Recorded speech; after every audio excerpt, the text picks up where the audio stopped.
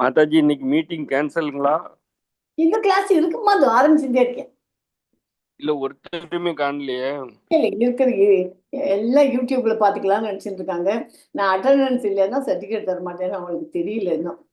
நான் எத்தனையோ வாட்டி சொல்லியாச்சு கிளாஸ்லயும் இதுலயும். சரிங்க மாதாஜி.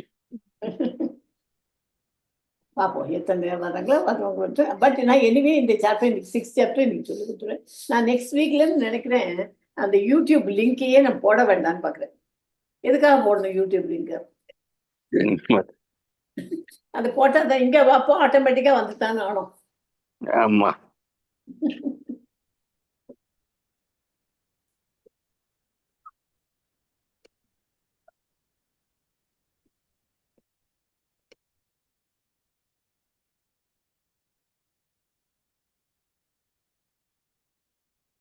ஹரே கிருஷ்ணா. ஜெய்ஸ்ரீ மாதாஜி.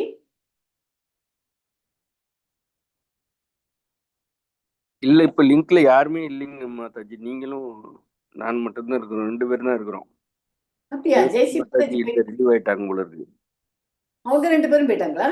ஆமா போயிட்டாங்க, 2 பேரும் போயிட்டாங்க. 2 பேரும் தான் இருக்கிறோம். அதான் இன்னைக்கு உண்டா கேன்சல் பண்ண போறீங்களா அப்படின்னு இல்ல இல்ல கேன்சல். நீங்க ஒருத்தர் இருந்தாலும் நான் சொல்லிக் கொடுக்க வேண்டியது என்னோட கடமை பிரபுஜி. மாதாஜி நான் இங்க இப்போ வேலை பார்த்துட்டே தான் அட்டன் பண்றேன். Okay okay.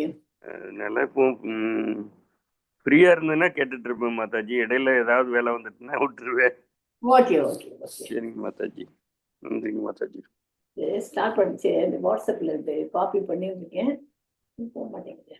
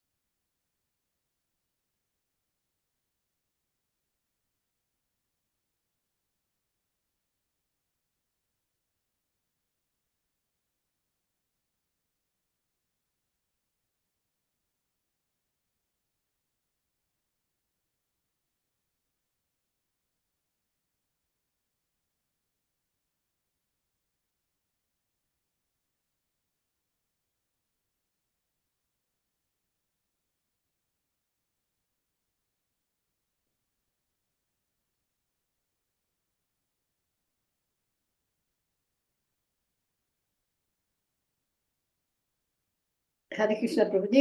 இது தெரியுதாமா ஸ்கிரீனு? ஹரே கிருஷ்ணா உபயராஜா பிரபுஜி. தெரியுது மாதாஜி, தெரியுதுங்க மாதாஜி. ஓகே. ஹரே கிருஷ்ணா பிரபுஜி. ஓகே மாதாஜி.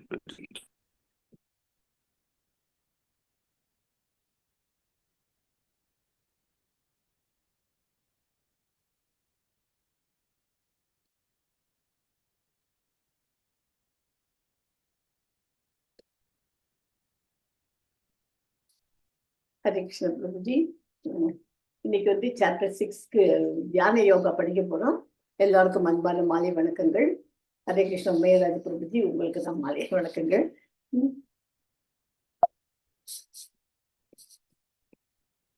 மாலை வணக்கம் மாதாஜி. நன்றிங்க மாதாஜி. ஸ்டார்ட் பண்ணுங்க. இது வந்து நம்ம இஸ்கான் டேத்தி வந்து ராதா கோவிந்தா டெம்பிள் இருக்கிற இஸ்கான் மங்களூர்ல இருக்கிற டேத்தி புது பில்டிங்ல இருக்குது. ப்ரேயரோட கிளாஸ் ஸ்டார்ட் பண்ணோம். நம ஓம் விஷ்ணு பதாய கிருஷ்ண பிரேதாய. இங்க போகும்போது பிரபுஜி எனக்கு சொல்லிட்டு போங்க. சரிங்க மாதாஜி. நான் வெளியில போக மாட்டேன். அநேகமா ஏதாவது ஒர்க் இருந்தா கேட்டுட்டே ஏதாவது ஒர்க் பார்த்துட்டு இருப்பேன். ஆன்லைன்ல இருந்தீங்கன்னா வரைக்கும் எனக்கு நோ ப்ராப்ளம். நீங்க ஓகேங்க மாதாஜி. ஓகே. இடையில ஏதாவது கான்சென்ட்ரேஷன் தான் கொஞ்சம் டைவர்ட் ஆகும். ஒர்க்கில் கான்சென்ட்ரேட் பண்ணிட்டேன்னா இதை கொஞ்சம் கண்டினியூ பண்ண முடியாது. இடையில பிரேக் ஆயிரும், வேற ஒன்றும் இல்லை. அப்படியே தான் போயிட்டு இருக்குது. ரொம்ப நாளாக வந்து இந்த மாதிரி தான் போயிட்டு இருக்குது. ஏன்னா ஜாபுக்கு போய் ஆக வேண்டி இருக்குது, வேற வழி இல்லை. வயசான அப்பா அம்மாவை பார்த்துக்கிட்டு அப்படியே ஜாபையும் பார்த்துட்டு அப்படியே போயிட்டு இருக்கு. இந்த ஸ்பிரிச்சுவல் இன்ட்ரெஸ்ட்டும் நம்மளுக்கு அப்படியே இருந்துட்டு இருக்குது. வரும் வரும் பிரபுஜி. நீங்க சாண்டிங் பண்ணாதோ it will come. நன்றிங்க மாதாஜி. சரிங்க மாதாஜி. நம ஓம் விஷ்ணுபதாய கிருஷ்ண பிரேஷ்ணாய பூதலே ஸ்ரீமதே பக்தி வேதாந்த சுவாமி நிதி நாமினே நமஸ்தே சரஸ்வதி தேவி கௌரவாணி பிரச்சாரிணே निर्विशेष शून्यवादी पाश्चात्य देश तारिणे जय श्री कृष्ण चैतन्य प्रभु नित्यानंद श्री अद्वैत गदाधर श्रीवासादि गौर भक्त वृंदा। ओम नमो भगवते वासुदेवाय। ओम नमो भगवते वासुदेवाय। ओम नमो भगवते वासुदेवाय। ओम अज्ञानतिमिरन्दस्य ज्ञानाञ्जनशालाकाय चक्षुरुन्मीलितं येन तस्मै श्री गुरुवे नमः। श्री चैतन्य मनोभीष्टं स्थापितं येन भूतले स्वयं रूप गदा मह्यं तथाति स्वपदाधिकं मन्देहं श्री गुरोः श्री युधपदकमलं श्री गुरुन् वैष्णवांच श्री रूपं साक्रजातकं जातं सहगण रघुनाथान्वितं तं सजीवं सात्वैदं सावधागं परिजन सहितं कृष्ण चैतन्य देवं श्री राधा कृष्ण पादान सहगण ललिता शिव विशाखान् विदांश्च। हे कृष्णा करुणा सिंधो दीनबन्धो जगत्पते गोपेश गोपिका कान्तात् राधा कान्तात् नमोस्तुते। तप्त कांचन गौरांगी राधे वृंदावनेश्वरी वृषभानुसुते देवी प्रणमामि हरिप्रिये।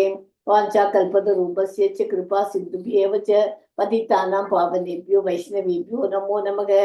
नमो ब्रह्मण्य देवाय को ब्राह्मण देव हिताय च जगद्हिताय कृष्णाय गोविन्दाय नमो नमः।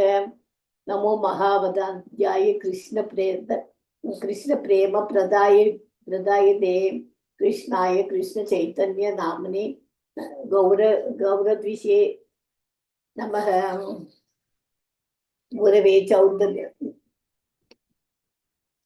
गुरवे गौरचंद्राय राधिकाय ततालये कृष्णाय कृष्ण भक्ताय तद्भक्ताय नमो नमः। मूकं करोति वाचालं भङ्गं लङ्घयते क्रीं यत्कृपा तमहं वन्दे परमानन्दमाधवं। कृष्णाय वासुदेवाय देवकी नंदनाय च नंदगोपकुमाराय गोविन्दाय नमो नमः। नमः पंकजनाभाय नमः पंकजमालिने नमः पंकजनेत्राय नमस्ते पंकजांगर्ये। नमः ओम विष्णुपादाय कृष्ण प्रेष्ठाय भूतले श्रीमदे भक्ति वेदांत स्वामी निधि नामिने नमस्ते सरस्वती देवे गौरवाणी प्रचारिणे निर्विशेष शून्यवादी पाश्चात्य देशतारिणे। नारायणं नमस्कृत्य नरं चैव नरोत्तमं देवीं सरस्वतीं व्यासं ततो जयमुदीरयेत्। शृण्वतां स्वतः कृष्ण पर पुण्य श्रवण कीर्तन हरतन्दस्तोहै अभद्राणि विदुनोति सुहृतं सतां नष्टप्रायेषु भद्रेषु नित्यं भागवत सेवयां भगवती उत्तम श्लोके भक्तिर्भवति नैष्टिकीं। जय श्री कृष्ण चैतन्य प्रभु नित्यानंद श्री अद्वैत गदाधर श्रीवासादि गौर भक्त वृंद। हरे कृष्णा कृष्ण कृष्ण हरे हरे हरे राम राम राम हरे हरे।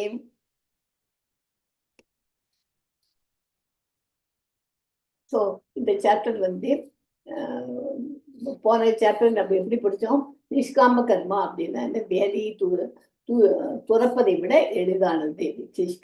நிஷ்காமி ஈஸியர் தேன் ரெனான்சியேஷன் படித்தோம்.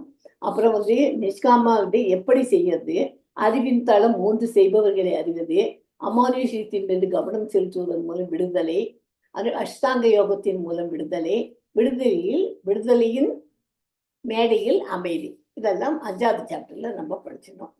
அதாவது இப்போ 6வது சாப்டர் என்ன படிக்க போறோம்னா தியான யோகா. தியான யோகா என்று அழைக்கப்படும் 6ஆம் அத்தியாயம் ஒழுக்கமான சுய கட்டுப்பாடு மற்றும் தியானம் மூலம் அமைதியையும் சமநிலையையும் எவ்வாறு அடைவது என்பதை விளக்குகிறது. இது மிதமான வாழ்க்கையை உச்சநிலைகளை தவிர்த்து வெளி உலகத்தை நம்புவதற்கு பதிலாக சுயத்திற்குள் நிலைத்தன்மையை கண்டறிவது ஆதரிக்கிறது. ஓகேயா? எதுக்காக இந்த சாப்டர் படிக்கிறோம்? இதுல இருந்து தியானம் மூலம் அமைதி எப்படி கிடைக்கும், சமநிலை எப்படி அடையிறதுங்கிறத பத்தி இது ரொம்ப விவரமா சொல்ல போறது. கர்மயோகம் ஞான யோகங்களில் சித்தி பெற்றவனுக்கு உண்டாகும் ஆத்ம அனுபவம் இந்த அத்தியாயத்தில் கூறப்பட்டுள்ளது. இந்த ஆத்ம அனுபவத்தில் ஈடுபட்டு ஆதியிலேயே திருப்தி அடைந்தவன் வேறு விஷயங்களில் மனதை செலுத்த மாட்டான். அவனுக்கு தோழன், பகைவன், பந்து, நல்லவன், கெட்டவன் என்று வேறுபாடின்றி எல்லோரிடமும் அவன் ஒரே விதமான மனப்பான்மை அவனுக்கு ஏற்படும். யாருக்கு? மற்ற இந்த இதுல இல்லாம எல்லாத்துக்குலயுமே அவனுக்கு ஆத்ம அனுபவத்துல ஈடுபட்டுட்டாக்க அந்த மாதிரி திருப்தி அவனுக்கு கிடைக்கும். அவன் ஜனங்களுக்கு உடைய சேர்க்கையை வெறுத்து தனிமையிலேயே விருப்பமுற்று திடமான ஆசனத்தில் இருந்து தனது ஆத்மஸ்வரூபத்தை எண்ணி மகிழ்வான். எல்லா ஆத்மாக்களும் தேக சம்பந்தத்தை நீக்கி பார்த்தால் ஒரு வகைப்பட்டவை என்று எண்ணி முடிவில் கடவுளும் ஆத்மாக்களும் ஒரு வகைப்பட்டவர்கள் என்று உணர்வான். இந்த நிலை பெற்றவனே யோகிகளில் சிறந்தவன். ஓகே. சகாம கர்மா அப்படின்னா பலன்கள், சகாம கர்மா கடமைகள், ஞான யோகா ஐக்கியமாதல், அஷ்டாங்க யோகா யோக சித்தி, இது பக்தி யோகம்ங்கிறது கிருஷ்ணரை அடைகிறது. ஒரு யோகியோட யோகி வெற்றி அடையணும்னா அவனுக்கு என்னென்ன இருக்கணும்? அவனுக்கு யோகியாகணும்னா சஞ்சலமற்ற மனம் இருக்கணும், போதியாசைகளை துறக்கணும், பிரம்மச்சரியத்தை கடைபிடிக்கணும், காற்று வீசாத இடத்தில் உள்ள தீபம் போல அவன் இருக்கணும், ஒழுங்குபடுத்தப்பட்ட பழக்க வழக்கங்கள் அவன்கிட்ட இருக்கணும். இதெல்லாம் இருந்தா தான் அவன் ஒரு சிறந்த யோகியாக ஆக முடியும். ஓகே. தியான வழிமுறையான அஷ்டாங்க யோகம் மனதையும் புலன்களையும் கட்டுப்படுத்தி பரமாத்மாவின் இதயத்தினுள் அமர்ந்துள்ள, அதாவது பகவானின் ரூபம் மீது தியானம் செய்வதாகும். பரமனின் முழு உணர்வு நிலையான சமாதியில் இந்த பயிற்சி உச்ச நிலையை அடைகிறது. அஷ்டாங்க யோகத்தின் 8 அங்கங்கள் யமா, நியமா, ஆசனா, பிராணாயாமா, பிரத்யாகாரா, தாரணா, தியானா, சமாதி. இது நம்ம 18 days கிளாஸ்லயே நம்ம நிறைய படிச்சிருக்கோம். அதனோட டீட்டெயில்ஸ் தான் இங்கே வருது. ஸோ முதல்ல 4 ஸ்லோகத்துக்கு எப்படி வருது? அஷ்டாங்க யோகிகள், நிஷ்காம கர்ம யோகிகள் போன்றவர்கள் முன்னேறுவதற்கான தனியான வேலையில் ஈடுபடுகிறார்கள். தன் செயல்களில் தான் தன்னாட்சி பெற்றவன் அல்ல என்பதை உணர்பவனுக்கு பற்றின்மை வரும். பிரபுக்களின் அனுமதியின்றி தன்னால் எதுவும் செய்ய முடியாது என்பதை அவன் புரிந்து கொள்கிறான். நிஷ்காம கர்ம யோகத்தால் தனது பார்வையையும் செயலையும் தூய்மைப்படுத்திக் கொள்பவர் அஷ்டாங்க யோக முறையால் பரமாத்மாவை தியானிப்பதன் மூலம் மேலும் முன்னேற்றம் அடைய முடியும். ஓகே. பக்தி யோகத்தில் பரமாத்மாவை தியானிப்பதன் மூலம் கிருஷ்ணரே உயர்ந்து அனுபவிப்பவர், இறுதி கட்டுப்படுத்துபவர் என்று மற்றும் சிறந்த நண்பர் என்பதை புரிந்து கொண்டு அவரிடம் பக்தியை வளர்த்து கொள்ள வேண்டும். 5வது சாப்டருக்கும் 6வது சாப்டருக்கும் இப்படி அதை நாலேஜ் அதுலேருந்து கொஞ்சம் கொஞ்சமா நமக்கு இன்க்ரீஸ் ஆகி வருது. படிச்சதுலேருந்து நாட் த பாடி ஞான யோகா குமாரசை பார்த்தோம். கான்சியஸ்னஸ் இன்க்ரீஸ் இதுங்கிறது சூப்பர் சொல்ல பரமாத்மாவை அடையிறதுக்கு பக்தி யோகம்ங்கிறது இந்த சாப்டருக்கு நமக்கு இம்பார்ட்டன்ட் வருது. அஷ்டாங்க யோகத்தின் மேம்பட்ட நிலைகளை பயிற்சி செய்வதன் மூலம் நிஷ்காம கர்மயோகா பயிற்சியை ஒருவர் தூய்மை அடைய வேண்டும். அதனால்தான் கிருஷ்ணர் முதல் 2 ஸ்லோகங்களில் நிஷ்காம கர்மயோகத்தை புகழ்கிறார். இந்த 2 ஸ்லோகம் 6.1 6.2 நிஷ்காம கர்ம யோகத்தை பத்தி அவர் என்ன சொல்லியிருக்காருன்னா பார்க்க போறோம்.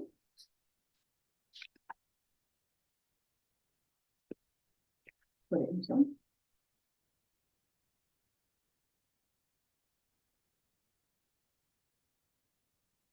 ஸ்ரீ பகவான் வாச்ச அநாசித கர்ம பலம் காரியம் கர்மயோதியகம் சந்நியாசி ச யோகி ச சாதா நிர் ந சக்ரியாகம் பரமபுருஷ பகவான் கூறினார், எவன் ஒருவன் தன் வேலையின் பலனை பற்றி பற்றுறுதியின்றி கடமைப்பட்டிருக்கிறானோ அவனே துறந்த வாழ்வில் இருக்கிறான். அவனே உண்மையான மறைவானவன். நெருப்பை ஏற்றி கடமை செய்யாதவன் அல்ல. புரியுதா? இதுல என்ன சொல்றார்? தன்னோட வேலையை பத்தி நம்ம கொடுத்துருக்க கடமையை செஞ்சுருக்கணும். அதுக்கு பற்றின்றி அந்த மாதிரி பண்ணினாக்க அவன் துறந்த வாழ்வில் இருக்கான்னு அர்த்தம். ஓகேயா? அதான் 6.1. 8 மடங்கு யோகா அமைப்பு. 8 அஷ்டாங்க யோகத்துல 8. அஷ்டம்னா என்ன? 8. குறிப்பாக கலியுகத்தில் மனம் மற்றும் புலன்களை கட்டுப்படுத்துவது மிகவும் கடினம். இறைவன் கர்மயோகம் கிருஷ்ண உணர்வை வலியுறுத்துகிறார். அனைத்து உயிரினங்களும் அரசியலமைப்பு ரீதியாக உச்சத்தில் பார்சல் என்பதால் சிறந்தது. பூரண சரணாகதியில் எப்போதும் இறைவனை மனதில் கொண்டு வேலை செய்ய வேண்டும். நாம் அவருக்கு கடமைப்பட்டவர்கள் போல் கிருஷ்ணர் உணர்வில் வேலை செய்ய வேண்டும். உடலின் பாகங்கள் முழு உடலின் திருப்திக்காக வேலை செய்ய வேண்டும். அது மாதிரி ஃபுல்லும் கான்சன்ட்ரேட் பண்ணி பகவானுடைய இதுல பண்ணணும். தன்னை அல்ல பரமாத்மாவை படுத்த உழைக்கும் ஜீவராசியை சரியான சன்னியாசி அல்லது யோகி. சன்னியாசிகள் தாங்கள் எல்லா பௌதிக கடமைகளிலிருந்து விடுவிக்கப்பட்டதாக கருதி அக்னிஹோத்திர யாகங்களை நிறுத்துவது அபூரணமானது. அது மாதிரி சன்னியாசி யோகின்னு சொல்லிட்டு பௌதிக கடமையில இருந்தெல்லாம் விடுவிக்கப்பட்டதாக நினைச்சிட்டு சிலதெல்லாம் முற்றுடுறான். அதெல்லாம் தப்பு. ஆழ்மாறான பிரம்மத்துடன் ஒன்றி விட வேண்டும் என்ற அவர்களின் விருப்பம் எந்த பௌதிக ஆசையும் விட மேலானது. ஆன்மீக யோகி அரை திறந்த கண்களுடன் யோகா செய்வதன் மூலம் அனைத்து பொருள் நடவடிக்கைகளையும் நிறுத்திய ஒரு அபூரண யோகி. சன்னியாசி மற்றும் மாய யோகி இருவரும் சுய ஆர்வம் உள்ளவர்கள். ஒரு கிருஷ்ணா கான்சியஸ் நபர் சுயநலமின்றி முழு திருப்திக்காக வேலை செய்கிறார். அவர் ஒரு உண்மையான சன்னியாசி அல்லது சரியான யோகி. மிகவும் துறந்த சைத்தன்ய பகவான் என்ன சொல்றார்? இந்த வழியில தான் பிரார்த்தனை செஞ்சார். ந தனம் ந ஜனம் ந சுந்தரி கவிதாம்பா ஜகத் ஈஷா காமையே மம ஜன்மனீஸ்வரே பவதாத் பக்திர் அஹேதுகி துவயி. சர்வ வல்லம் உள்ள ஆண்டவரே, எனக்கு செல்வம் சேர்ப்பதிலும் அழகான பெண்களை அனுபவிக்க வேண்டும் என்ற ஆசையும் இல்லை. மேலும் எனக்கு எத்தனை பின்தொடர்ந்தவர்களும் வேண்டாம். பிறப்பிற்கு பிறகான என் வாழ்வில் உமது பக்தி தொண்டில் காரணமற்ற கருணையை மட்டுமே நான் விரும்புகிறேன். இந்த ஸ்லோகம் ரொம்ப இம்பார்ட்டன்ட் ஸ்லோகம். நான் தனம் ஜனம் நான் சுந்தரி. எனக்கு தனம் வேண்டாம், ஜனம்னா பெண்களை பார்க்கணும். நான் ஜனம் இன்னும் நிறைய பறவைகளை அடிச்சுட்டு இருக்கணும். அப்படி அந்த இதுவும் கிடையாது. எனக்கு உங்களுடைய பக்தி தொண்டுல ஈடுபடுறதுக்கு உண்டான காரணமற்ற கருணையை வழங்குவோம் அப்படின்னு சைத்தன்ய மகாபிரபு சொல்றார். யாம் சந்நியாசம் இது பிராகுர் யோகாம் தம் வித்தி பாண்டவ நகை அசன்யஸ்த சங்கல்போ யோகி பவதி கச்சனா. துறவு என்று அழைக்கப்படும் யோகம் அல்லது பாண்டுவின் மகனே, உன்னதத்துடன் தன்னை இணைத்துக் கொள்வது என்று நீங்கள் தெரிந்து கொள்ள வேண்டும். ஏனென்றால் புலன்களின் திருப்திக்காக விருப்பத்தை துறக்காதவரே ஒருவர் ஒருபோதும் யோகி ஆக முடியாது. புலன்களை எல்லாம் நம்ம புலன்களை அடைக்க கத்துக்குவோம் நம்ம படிச்சிருக்கோம் இல்லையா? அதை பண்ணாத நம்ம எப்படி யோகி ஆக முடியும்? புலன்களை முதல்ல அதை கண்ட்ரோல் பண்ணி நம்ம இதுக்குள்ள நம்ம வச்சுக்கணும் புலன்களை. அதனோட விஷயத்துக்கு மனதை அலைப்பாய விடக்கூடாதுன்னு படிச்சிருக்கோம். அது மாதிரி அதை பண்ணினா தான் சிறந்த யோகி ஆக முடியும். ஓகே, வாழும் அமைப்பிற்கு தனியான சுதந்திரமான அடையாளம் கிடையாது. அவர் உச்சத்தின் விளிம்பு ஆற்றல் பௌதிக ஆற்றலில் சிக்கி அவர் நிபந்தனைக்குட்பட்டவர். கிருஷ்ண உணர்வில் அவர் தனது உண்மையான வாழ்க்கை நிலையில் இருக்கிறார். முழுமையான அறிவில் புலன் இன்பத்தை மட்டுமே நிறுத்துகிறது. புலன் திருப்தியை துறைக்கிறது. யோகிகள் பயிற்சியின் மூலம் புலன்களை பௌதிக பற்றுதலிலிருந்து கட்டுப்படுத்துகிறார்கள். ஆனால் ஒரு கிருஷ்ணா கான்சியஸ் நபர் கிருஷ்ணருக்கு இல்லாத எதிலும் தனது புலன்களை, கிருஷ்ணர் இல்லைன்னு வச்சுக்கோ, அதுல அவ புலன்களை ஈடுபடுத்துவதில்லை. எனவே ஒரு கிருஷ்ண உணர்வுள்ள நபர், ஒரு சன்னியாசி மற்றும் ஒரு யோகி அறிவின் நோக்கம், அதாவது ஞானம் மற்றும் புலன்களை கட்டுப்படுத்துதல் மற்றும் இறைவனுடன் இணைதல், அதாவது யோகம் ஆகியவை கிருஷ்ண உணர்வில் தானாகவே சேவை செய்யப்படுகின்றன.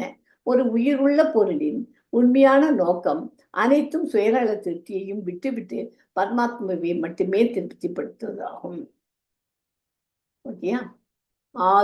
ஆருருக்ஷோர் முனேர் யோகம் கர்ம காரணம் உச்சியதே யோகருடஹஸ்ய தஸ்யைவ க்ஷம காரணம் உச்சியதே. 8 தொகை யோக அமைப்பில் நவகிரகமாகி ஒருவருக்கு பணி என்பது பொருள். மேலும் யோகத்தில் ஏற்கனவே உயர்ந்த ஒருவனுக்கு அனைத்து ஜட செயல்களையும் நிறுத்துவதே வழிமுறையாக கூறப்படுகிறது. ஸோ இந்த ஸ்லோகத்துல நம்ம என்ன தெரிஞ்சுக்கிறோம்? மொத்தமா அனைத்து ஜட செயல்களையும் நிறுத்தணும். அதுக்கு என்னென்ன வழி இருக்கோ அதை பண்ணி அஷ்டாங்க யோகத்தை நம்ம அதை பிராக்டிஸ் பண்ண ஆரம்பிக்கணும். அது எப்படின்னு வரும்? ஒரு உயிரினத்தை உச்சத்துடன் இணைக்கும் செயல்முறை யோகாவை ஒரு ஏணியுடன் ஒப்பிடலாம். இந்த ஏணி ஒருவரின் மிக உயர்ந்த ஆன்மீக உணர்விற்கு அழைத்து செல்கிறது. மிக குறைந்த பொருள் நிலையிலிருந்து முழுமையான சுய உணர்தல் நிலைக்கு உயர்கிறது. ஏணியை ஞான யோகம், தியான யோகம் மற்றும் பக்தி யோகம் என்ற 3 பகுதிகளாக பிரிக்கலாம். ஏணியின் ஆரம்பம் யோகரு ருக்ஷு நிலை மற்றும் மிக உயர்ந்த படிநிலை யோக ருக்ஷம் அஷ்டாங்க யோகா அப்படின்னு 2த்துக்கும் பேர் தெரிஞ்சிருக்கணும். அஷ்டாங்க யோகாவை பின்பற்றி தியானத்தில் தன்னை நிலைநிறுத்தி புலன்களை கட்டுப்படுத்த சரியான மன சமநிலை அடையப்படுகிறது. குழப்பமான அனைத்து மன செயல்பாடுகளும் நிறுத்தப்படும். ஆனால் கிருஷ்ண உணர்வில் ஒருவர் எப்போதும் கிருஷ்ணரையே தியானித்துக் கொண்டிருப்பார். ஜடப்பொருள்கள் நடவடிக்கைகள் அனைத்தும் நின்று விட்டதாக கருதப்படும் போது கிருஷ்ணரின் சேவையில் தொடர்ந்து ஈடுபட்டு கொண்டிருக்கிறார். இந்த பௌதிகத்தினுடைய இதுல நம்ம விடுபட்டுட்டு கிருஷ்ணாவது ஹரே ராம கிருஷ்ணரை பத்தி சாண்டிங் பண்ணிட்டு அவரை பத்தின புஸ்தகங்கள் இதெல்லாம் படிச்சுட்டு இருந்தோம்னாலே நம்ம கிருஷ்ணரோட சேவையில தொடர்ந்து ஈடுபட முடியும். கிருஷ்ணா நம்ம கிட்டக்கு நெருங்கி வர்றாருன்னு அர்த்தம். ஸோ ஆன்மீக வளர்ச்சியின் 7 படி. முதல் படியில என்ன? பலநோக்கு சொர்க்கலோகம் உயர்வதற்கான சடங்குகளை செய்தல், வேதங்களின்படி புலன் திருப்தியை ஒழுங்குபடுத்துதல், அதான் கர்ம காண்டாங்குது.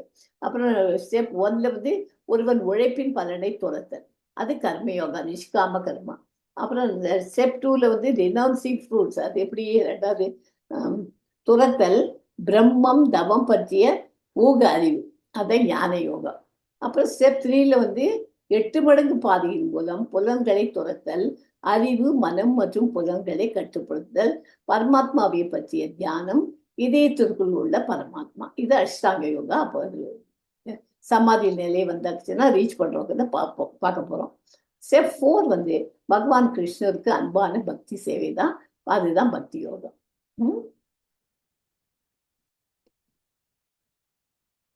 So 6.4 யதாஹி நேந்திரியார்த்தேஷு ந கர்மஸ்வரு ஷஸ்ஜதே சர்வ சங்கல்ப சம்யாசி யோகாரூட சததோஷ்யதே. ஒரு நபர் அனைத்து ஜட ஆசைகளையும் துறந்து புலன் திருப்திக்காக செயல்படாமலும் பலன் தரும் செயல்களில் ஈடுபடாமலும் இருக்கும் போது அவர்கள் யோகத்தில் உயர்ந்தவர் என்று கூறப்படுகிறது. யாரெல்லாம் யோகத்தில் உயர்ந்தவர் என்று கூறப்படுகிறது? அனைத்து ஜட ஆசைகளையும் துறக்கணும், புலன் திருப்திக்காக செயல்படாமல் செய்கிற காரியத்தை புலன் திருப்திக்கு மாத்திரம் செய்யக்கூடாது, பலம் தரும் செயல்களில் ஈடுபடாமலும் இருக்கும் போது அவர்கள் யோகத்தில் உயர்ந்தவர் என்று கூறப்படுகிறார்கள்.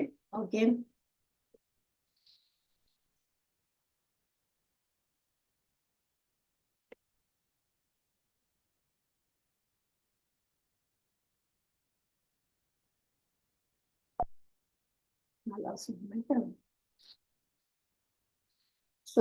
யோகருத்தா மேடை வேலையை விட்டுவிடுதல். ஒரு யோகி தனது மனது கட்டுப்பாடு, நலம் விரும்பிகள், பொறாமை கொண்டவர்கள், பக்திமான்கள் மற்றும் பாவிகளை சமமாக பார்க்கும் நிலையை அடையும் போது கர்ம யோகத்தை கூட கைவிடலாம். அந்த மாதிரி எல்லாரையும் சமமா பார்க்கணும். ஏன்னா எல்லாருடைய இதயத்திலையும் ஆத்மாவும் இருக்கு, பரமாத்மாவும் கூட இருக்காரு. அவனுக்கு தெரிஞ்சு, யோகிக்கு தெரியும். அதனால அவன் மன கட்டுப்பாட்டினால பொறாமை கொண்டவர்கள் எல்லாரையும் விட, எல்லாருமே பொறாமை இருக்கிறாலும் சரி, நம்மளை பார்த்து இதுவா இருக்கிறவளும் பாவிகள் யாரா இருந்தாலும் சரி, எல்லாரையும் சமமா பார்க்கணும். அப்ப நிஷ்காம கர்மயோகத்தை கூட அவ கையை விட்டுட்டு இருந்தாக்க அவளோட யோகா அந்த இதுல ஏணிப்படியில ஏற முடியும் ஈஸியா. பணிபுரிய வேண்டும். யோகா ருக்ஷு அப்படின்னாக்க பணிபுரிய வேண்டும். அவர் பிரிக்கப்பட்டவர், தூய்மையானவர் அல்லது மேம்பட்டவர் அல்ல. அவர் பலனளிக்கும் செயல்பாடுகளிலிருந்து விலகல்களை வளர்த்து வருகிறார். பகுதி நேர ஆசனம் செய்து கர்ம யோகாவில் ஈடுபடும் போது பிராணாயாமா செய்யலாம். இது யோக ருக்ஷு. ஓகே, யோக ருத்தாங்கிறது புலன் திருப்திக்காக செயல்படாது, வீண் செயல்களில் ஈடுபடுவது இல்லை. அனைத்து பொருள் விருப்பங்களையும் கைவிட்டவர். விதிக்கப்பட்ட கடமைகளை துறக்க அனுமதிக்கப்படுகிறது. நிஷ்காம கர்ம யோகாவை விட்டுக் கொடுக்கலாம். முழு நேர யோகா பயிற்சிகள் முழு அறிவு உள்ளவர்கள் வாழலாம். ஓகே, இது ரெண்டுக்கும் வித்தியாசங்கள் என்னன்னு தெரிஞ்சுக்கிறோம் நமக்கு. ஸோ உத்தரே தாத்மனாத்மனம் நாத்மானம் அவசாதே ஏத் ஆத்மைவ ஹை ஆத்மனோ பந்தோர் ஆத்மைவ ரிபுர் ஆத்மனக. ஒருவன் தன் மனதின் உதவியால் தன்னை விடுவித்துக் கொள்ள வேண்டும். தன்னை தாழ்த்திக் கொள்ளக்கூடாது. மனமே நிபந்தனைக்குட்பட்ட ஆத்மாவின் நண்பன், அவனுடைய எதிரியும் கூட. மனசை ஐம்புலன்களை அடக்க கத்துக்கணும். மனசை எப்படி அடக்க முடியும்? நமக்கு பகவான் கொடுத்த புத்தியை வச்சுருந்து கண்ட்ரோல் பண்ணணும். அதை கண்ட்ரோல் பண்ணாத மனசாலே பாய விட்டாக்க நமக்கு அது எதிரியா போயிடும். அதை நம்ம கண்ட்ரோல் பண்ணி நம்ம சொல்றபடிக்கு அந்த மனசை அலைப்பாயாத கொண்டு வந்தோம்னாக்க அது நமக்கு நண்பனாக இருக்கும். அதனால இது நண்பனா எதிரியா, ஆத்மாவுக்கு நண்பனா எதிரியா மனசுங்கிறது. மனசு ஆத்மாவுக்கு நண்பனாகவும் இருக்கும், எதிரியாகவும், இரண்டும் பண்ண முடியும், போத். ஓகே, அதை விட கட்டுப்படுத்தப்பட்ட மனம், கட்டுப்பாடற்ற மனம். இங்க பக்கத்துல இந்த படம் போட்டுட்டு ஒரு பக்கம் நண்பனா இருக்கிற படம் போடுறீங்க, ஒரு பக்கம் எதிரியா இருக்கிற படம் போடுறீங்க. ஓகே, நண்பனா இருந்தாக்க கட்டுப்படுத்தப்பட்ட படம் இல்லையா? அது தெய்வீக குணம். பகவானின் கட்டளைகளை பின்பற்றுகிறது, புலன் இன்பத்தில் பற்றின்றி இருக்கிறது, பலன் என்னை நம்மை உயர்த்துகிறது. ஸோ நம்மளாம் கட்டுப்படுத்தப்பட்ட மனத்துல நம்ம இருக்கிறோம். ஓகே, கட்டுப்பாடற்ற மனம் எதிரி, அசுரகுணம், காமம், கோபம், மாயை போன்ற கட்டளைகளை பின்பற்றுகிறது. புலன் இன்பத்தில் திருப்தியில் பிணைக்கப்பட்டிருக்குது. பலன் கட்டுண்டு வீழ்ச்சி அடைகிறார்கள். அவர்களால் முன்னேறவே முடியாது லைஃப்ல. பகவானுடைய நாமத்தை அவளுக்கு திணிக்க முடியலைன்னா அவளுடைய லைஃப்ல அவள் வீழ்ச்சி தான் பார்க்க முடியும். ஓகேயா? பந்தூர் ஆத்மாத்மனஸ்தஸ்ய ஏனாத்மை வாத்மனா ஜிதக அனாத்மனஸ்து சத்ருத்வே வர்த்தேத் ஆத்மைவ சத்ருவத். ஏனெனில் மனதை வென்றவனே சிறந்த நண்பன். ஆனால் அவ்வாறு செய்ய தவறியவனுக்கு மனம் மிகப்பெரிய எதிரியாகவே இருக்கும். ஓகே, அது மாதிரி பண்ணலைன்னா அது அவனுக்கு பெரும் எதிரி.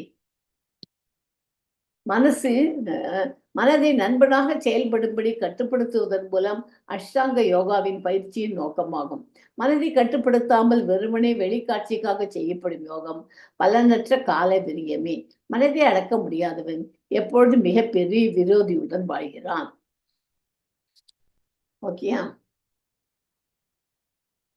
7, 8, 9. ஓகே,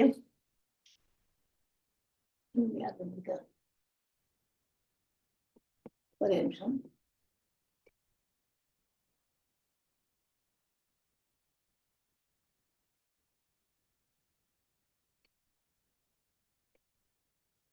நிதாத்மன பிரசாந்தஸ்ய பரமாத்மா சமாஹித சீதோஷ சுக துக்கேஷு ததா மானபமான்யயோஹோ ஞான விஞ்ஞான திருப்தாத்மா கோடஸ்தோ விஜிதேந்திரிய யுக்த இத்யுச்யதே யோகி சமலோஷ்டாஸ் காஞ்சனகம் சுக்ருதுர்மித்ரார் யுதாசீனமத்யஸ்த வேஷ்ய பந்துஷு சாதுஷ்வபி பாபேஷு சமபுத்திர் விசிஷ்யதே.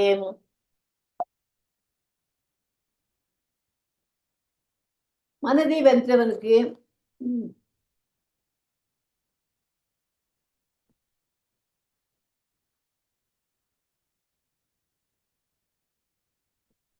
மனதை வென்ற ஒருவருக்கு பரமாத்மா ஏற்கனவே அடைஞ்சு விட்டார். மனசை வென்றுட்டோம்னு ஐம்பொருங்களை அடக்க கத்துட்டு மனசு இஷ்டத்துக்கு நம்ம இஷ்டத்துக்கு தான் கண்ட்ரோல்ல வச்சுக்கணும். அந்த மாதிரி ஒருத்தன் பிராக்டிஸ் பண்ணிட்டான்னா அவர்கிட்ட பரமாத்மா ஏற்கனவே அவர்கிட்ட வந்தாச்சு. பரமாத்மா ஏற்கனவே அவர் அடைந்து விட்டார். ஏனென்றால் அவன் அத்தகைய மனிதனுக்கு மகிழ்ச்சி தரும் துன்பம், வெப்பம் மற்றும் குளிர், மரியாதை மற்றும் அமைப்பு அனைத்தும் வந்து அவனுக்கு எல்லாமே அவனுக்கு ஒன்றாக இருந்தது. 8வது ஸ்லோகத்துல ஒரு நபர் தன்னை உணர்தலின் நிலை பெற்றவர் என்றும் பெற்ற அறிவு மற்றும் உணர்தலால் முழுமையாக திருப்தி அடையும் போதும் அவன் யோகி என்று அழைக்கப்படுகிறார். ஓகே, அத்தகைய நபர் ஆழ்நிலையில் நிலை பெற்ற சுய கட்டுப்பாடு கொண்டவர். அவர் எல்லாவற்றையும் அதாவது கூழாங்கற்கள், கற்கள் அல்லது தங்கம் என ஒரே மாதிரியாக பார்க்கிறார்.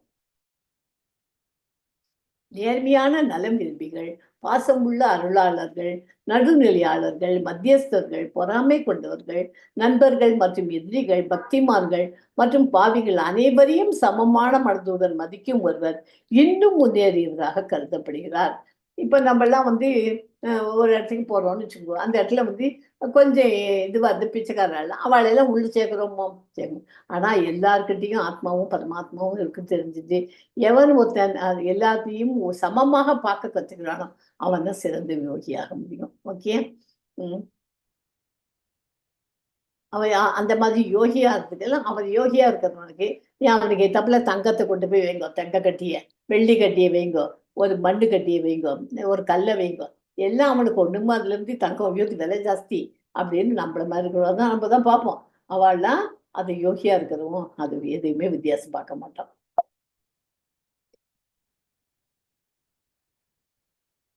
சோ நம்ம மனசுக்கு இருக்கிற 6 எதிரிகள் யாரு? எதிரிஸ் யாரு? காமம், கோபம், பேராசை. முதல் இது 3 தான் தெரியணும். காமம், கோபம், பேராசை. காமத்துல வந்து காமம் வந்து நிறைவேறாத போது கோபம் வருது. கோபம் வந்து ரொம்ப முத்தி போய் பேராசையும் ஆயிடுது. அதுல அப்புறம் போதை பைத்தியம், மதா, மோகாங்கிறது இல்யூஷன், மோகம், மத்சரியா பொறாமை, ஜெலசின்னு சொல்ல மாட்டோமா, எல்வி, இன்னொருத்தர் பார்த்து. ஸோ இது மனசு, இந்த 6 வந்து மனசுக்கு எதிரிகள். அறிவு மற்றும் சுய உணர்தல் மூலம் சுய உணர்வில் நிலைநிறுத்தப்பட்ட ஒருவர் கூழாங்கற்கள், கற்கள், தங்கம் ஆகியவற்றை ஒரே மாதிரியாக பார்க்கிறார். நான் சொன்னேன் அதே பாயிண்ட் தான். இன்னும் மேல போனேன்னா நேர்மையானவர்கள், நலம் விரும்பிகள், பாசமுள்ள நன்மை செய்பவர்கள், நடுநிலையாளர்கள், மத்தியஸ்தர்கள், பொறாமை கொண்டவர்கள், நண்பர்கள் மற்றும் எதிரிகள், பக்திமான்கள் மற்றும் பாவிகளை சமமாக பார்க்கிறார். ஓகே, இப்போ வந்து இப்போ 10லேருந்து 32 ஸ்லோகம் வரைக்கும் கிருஷ்ணர் அஷ்டாங்க யோக பயிற்சிகளை விவரிக்கிறார். இதன் விளைவாக யோகருத்தா முழுமையான நிலை, யோகருத்தான்னு என்ன, முழுமையான நிலை மற்றும் இறுதியில் பரமாத்மாவின் தரிசனம் கிடைக்கும். அது பார்க்க போறோம். ஸோ இதெல்லாம் ஒரு யோகாவா? இதெல்லாம் நம்ம பிசிக்கல் பௌதிக உலகத்துல இந்த மாதிரி நம்ம யோகா ப்ராக்டிஸ் பண்றோம்ட்டு காத்தால வந்து ஜிம் போறோம் அப்படிங்கிறோம் இல்லையா, அந்த மாதிரி யோகாவுக்கு போறோம், யோகா ப்ராக்டிஸ் பண்றோம். பிரெக்னெண்டா இருக்காச்சு கூட யோகா பண்ண சொல்லி கொடுக்குறா. இதெல்லாம் யோகா ஃபார் எல்லாத்தையுமே இந்த மாதிரி வித பிசிக்கல் அண்ட் மென்டல் ஹெல்த்துக்கு பண்ணுங்கிறா. இதெல்லாம் பண்ணலாம், பண்ண தப்பு இல்லை. ஆனா அதுல வந்து நம்ம அஷ்டாங்க யோகாவை கடைசியில ஃபைனலா வச்சுக்கணும். இந்த மாதிரி தலைக்குள்ளெல்லாம் வச்சிருந்து இப்படியெல்லாம் பண்ணி இந்த மாதிரிலாம் பண்றான். இந்த மாதிரி தலையை வந்து பூமிக்குள்ள புதைச்சுட்டு பண்றாங்க. இதெல்லாம் ஒரு யோகான்னு அர்த்தமா? ஸோ யோகானா என்ன மீனிங் நம்ம இப்போ படிக்கிறதுல யாருக்காவது தெரியுமா? யோகான்னா நம்மள கடவுளோட சேர்க்கறது, connecting to God is called yoga. Okay, கடவுளோட நம்மளை இணைக்கிறதுக்கு பேர் தான் யோகா. இது ஆஃபீஸ்ல உட்காந்து சில பேர் பீர் யோகான்னு பீரை குடிச்சுன்னு யோகா பண்றேன்னு பண்றேன். இது பீர் யோகான்னு ஆஃபீஸில் பண்ணுறேன். இது வந்து இதெல்லாம் பௌதிகத்துல நிரந்தரம் இல்லாத ஒரு காரியங்கள். இதெல்லாம் வந்து நம்ம வந்து யோகியும் ஆக முடியாது, பகவான் கிட்டக்கு நெருங்கவும் முடியாது. ஸோ இப்போ நம்ம அஷ்டாங்க யோகத்தை பார்க்க போறோம். அதுக்கு என்னென்ன? யமம், நியமம், ஆசனம், பிராணாயாமம், பிரத்யாகாரம், தாரணை அண்ட் தியானம். 8 அங்கங்கள் இருக்கு. 8ன்னா அஷ்டம், அங்கம்னா என்ன? 5. 8 அங்கங்கள் உள்ளதுனால அது அஷ்டாங்க யோகா. ஓகே, இதெல்லாம் நம்மளால பண்ண முடியும். வெளிப்புற பண்புகள், நியமம் உட்புற பண்புகள், ஆசனம் எங்க எப்படி உட்காந்துக்கணும்னு, பிராணாயாமம் மூச்சு பயிற்சி, இதுதான் நம்ம பிசிக்கலா இங்க பண்ற யோகா பயிற்சி எல்லாம் பண்றோம் இல்லையா, அதெல்லாம். பிரத்யாகாரம் புலன்களை அடக்கிறது, தாரணை கவனத்தை ஒருமித்தல், ஒரே இடத்துல போக்கஸ் வச்சுக்கணும். எப்படி ஃபோக்கஸ் பண்ணணும், கண்ணுக்கு நடுப்புற இப்படி வச்சுட்டு அந்த இடத்துல இப்படி கண்ணை மூடிட்டு 2 கண்ணையும் சேர்த்து ஒரே இடத்துல ஒரு பாயிண்ட்ல நெத்திக்கிட்டுக்க வச்சுக்கோங்கன்னு சொல்லி கொடுப்பா இல்லையா. தியான நிலை உட்கொண்டது அது தியானம். அதுக்கு அடுத்து லாஸ்ட்ல ஒருமித்தல் ஒருங்கிணைப்பு. இந்த சமாதி நிலை வரைச்சே ரொம்ப கஷ்டம் அது.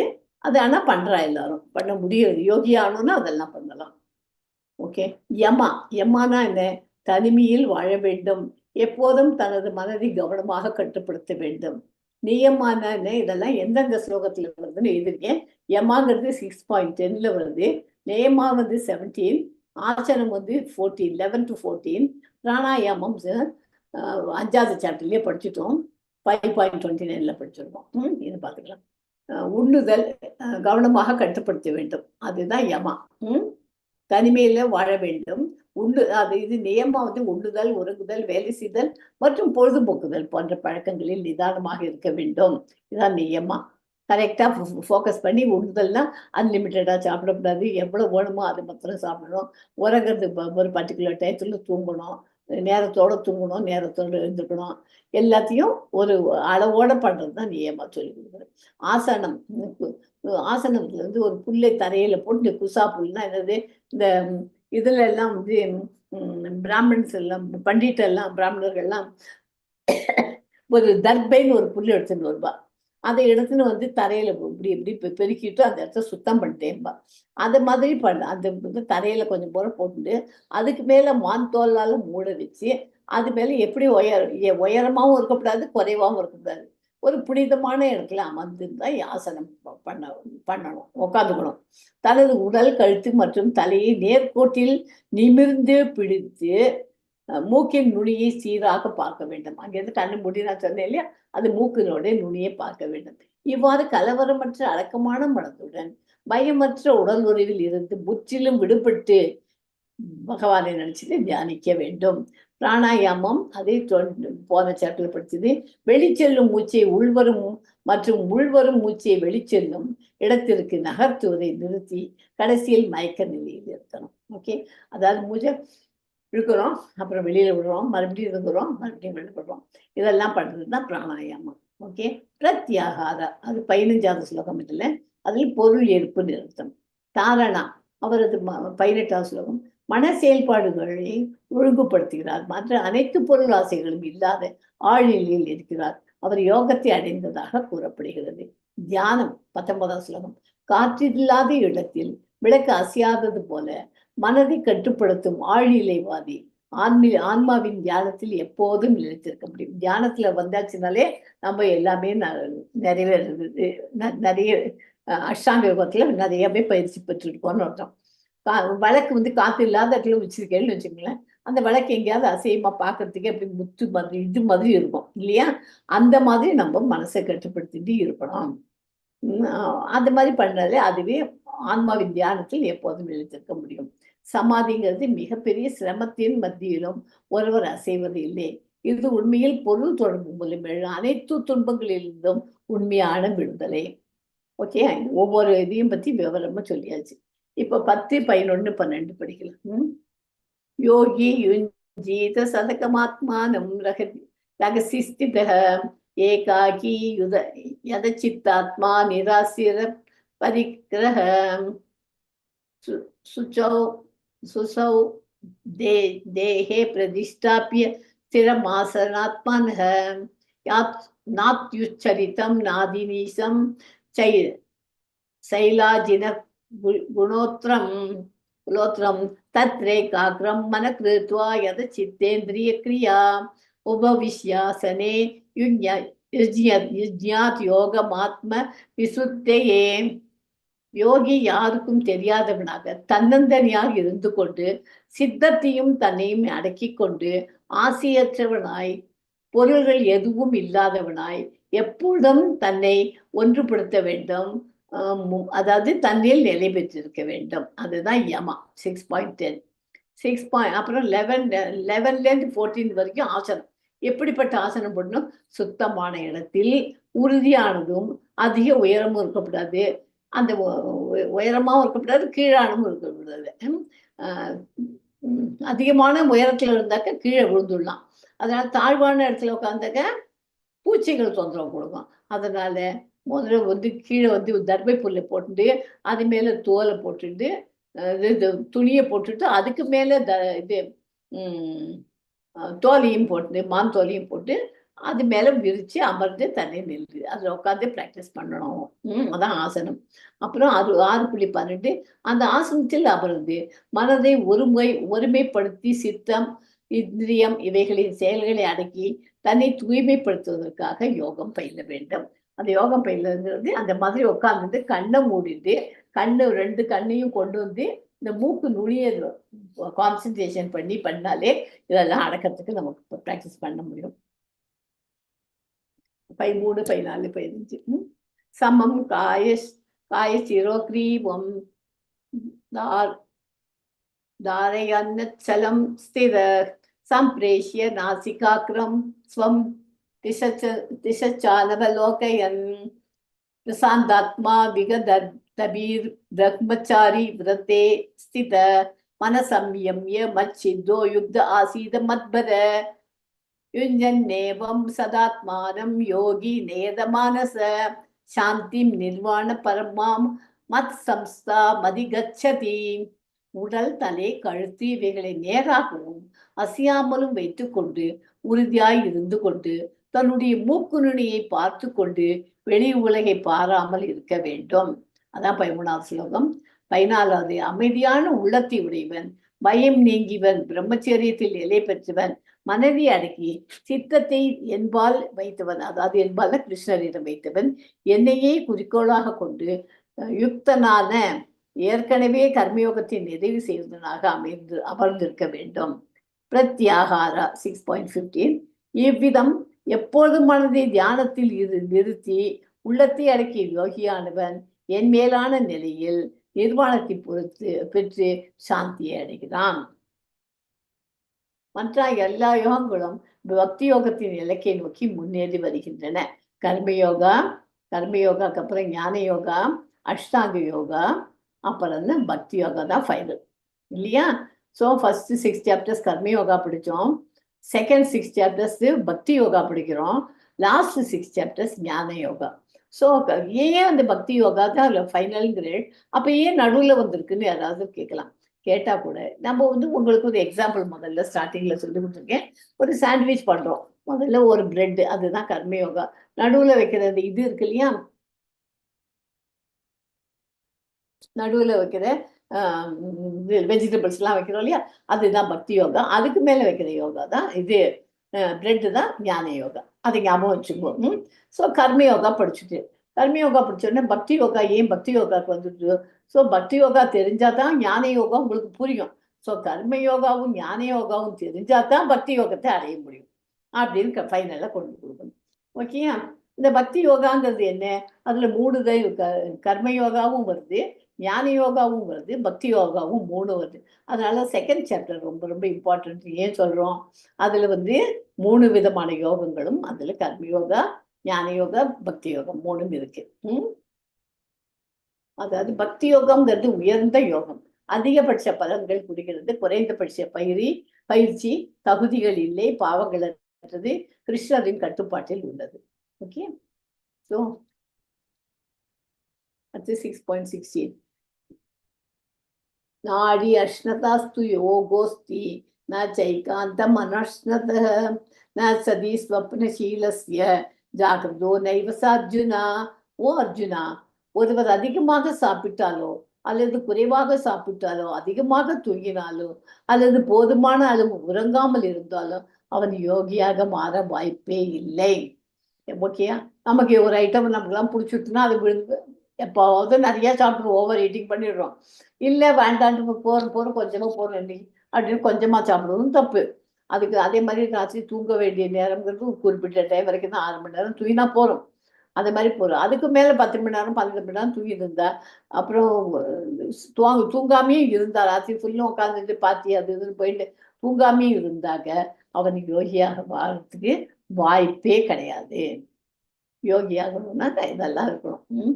17, 18, 19. ஓகே, யுக்தாஹார விகாரஸ்ய யுக்த சேஷ்டஸ்ய கர்மசு யுக்த ஸ்வப்னாவபோதஸ்ய யோகோ பவதி துக்கா யதா விநியதம் சித்தமாத்மனேய வதிஷ்டதே நிஸ்பிருஹ சர்வகாமேபியோ யுக்த இத்யுச்யதே ததா யதா தீபோ நிவாதஸ்தோ நேங்கதே சோபமா ஸ்மிருதா யோகினோ யத சித்தஸ்ய யஜ்ஞதோ யோகமாத்மனஹ. உண்பதிலும் இப்போ படிக்கிறதெல்லாம் நியமா 17வது ஸ்லோகம். உண்பதிலும் உடல் வேலைகளை செய்வதிலும் அளவுடன் இருப்பவனுக்கு கர்மங்களை செய்வதில் யுக்தனாக இருப்பவனுக்கு உறங்குவதிலும் விழிப்பதற்கும் முறையாக இருப்பவனுக்கு யோகமானது துன்பத்தை போக்குவதாக அமைகிறது. ஓகே, அது ஒரு யோகம். அந்த மாதிரி எல்லாம் இருக்கிறதுங்கிறதுக்கு ஒரு யோகம். அது துன்பத்தை போக்குறதுக்காக அமைகிறது அப்படிங்கிறது. தாரணாவது எப்போதும் நன்றாக அடக்கப்பட்ட சித்தம் தன்னிலேயே நிலை பெற்றிருக்கிறதோ அப்போது எல்லாம் கர்மங்களிலிருந்தும் ஆசை நீங்கியவனாகிறானோ அப்போது யுக்தன் என்று சொல்லப்படுகிறான்.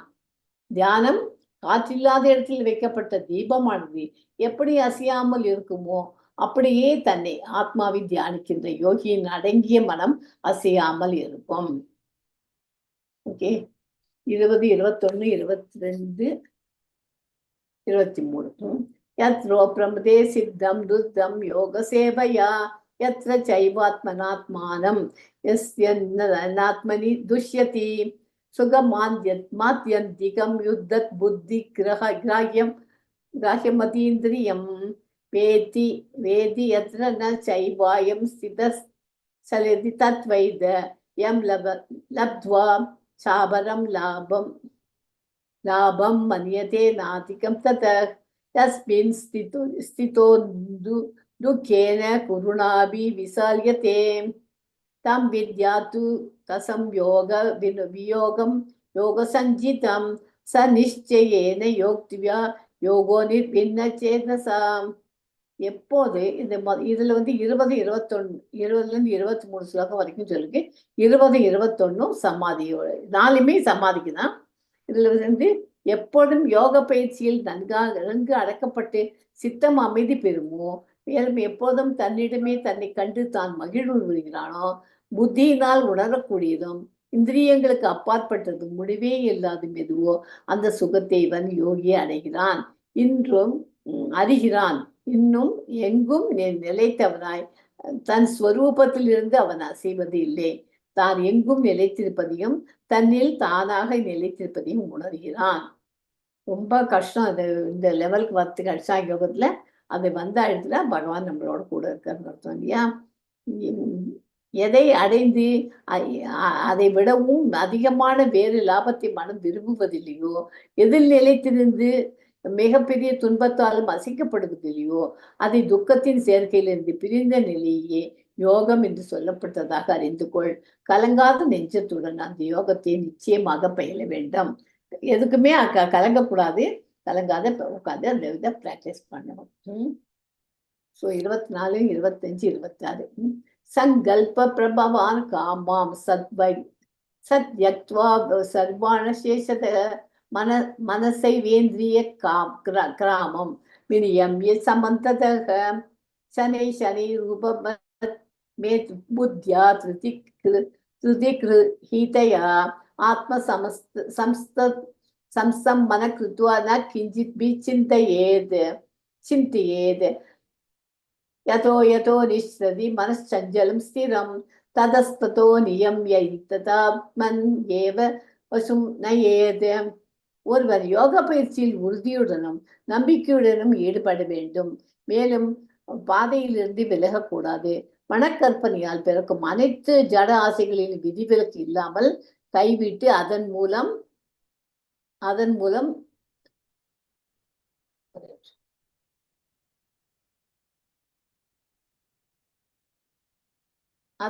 அனைத்து புலன்களையும் மனத்தினால் கட்டுப்படுத்த வேண்டும். ஓகே, அப்புறம் 22வது 26வது 25. படிப்படியாக முழு உறுதியுடன் நிலைநிறுத்தப்பட்ட புத்திசாலித்தனத்தின் மூலம் ஒருவர் டிரான்சிஸ்டரில் நிலை பெற வேண்டும். டிரான்சிஸ்டர் நாலேஜில் இருக்க வேண்டும். ஓகே. அதனால் மனம் சுயத்தில் மட்டுமே நிலைத்திருக்க வேண்டும், வேறு எதையும் நினைக்க கூடாது. மனம் அதன் அசைவு மற்றும் நிலையற்ற தன்மையால் எங்கிருந்து அலைகிறதோ அங்கெல்லாம் அதை நிச்சயமாக விலக்கி சுய கட்டுப்பாட்டின் மூலம்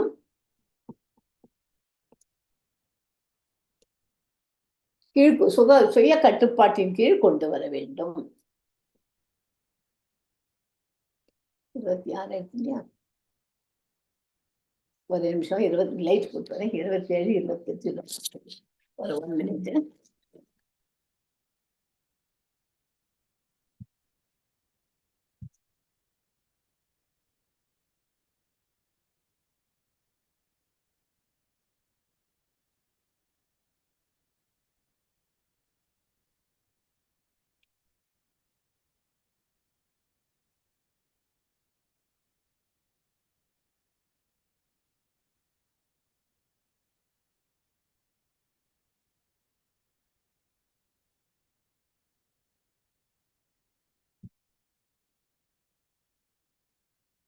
சாரி.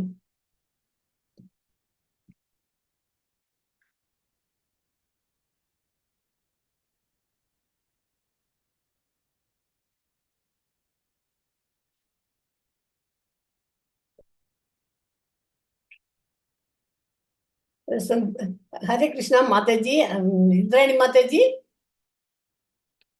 हरे कृष्णा इंद्राणी माताजी.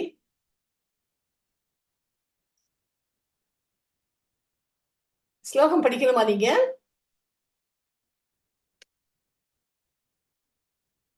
ஹரிநிஷி மாதாஜி, நீங்க ஸ்லோகம் படிக்கணுமா? நானே படிச்சுட்டுமா? ஓகே. பிரசந்தா மனசம் ஹேனம் யோகினம் சுகமுத்தமம் உபிதி சாந்தரஜசம் பிரம்ம பூத பூதமகல்மஷம் பூதம கல்மஷம் யன்யன்னேவ சதாத்மானம் யோகி விகதகல்மஷ சுகேன பிரம்ம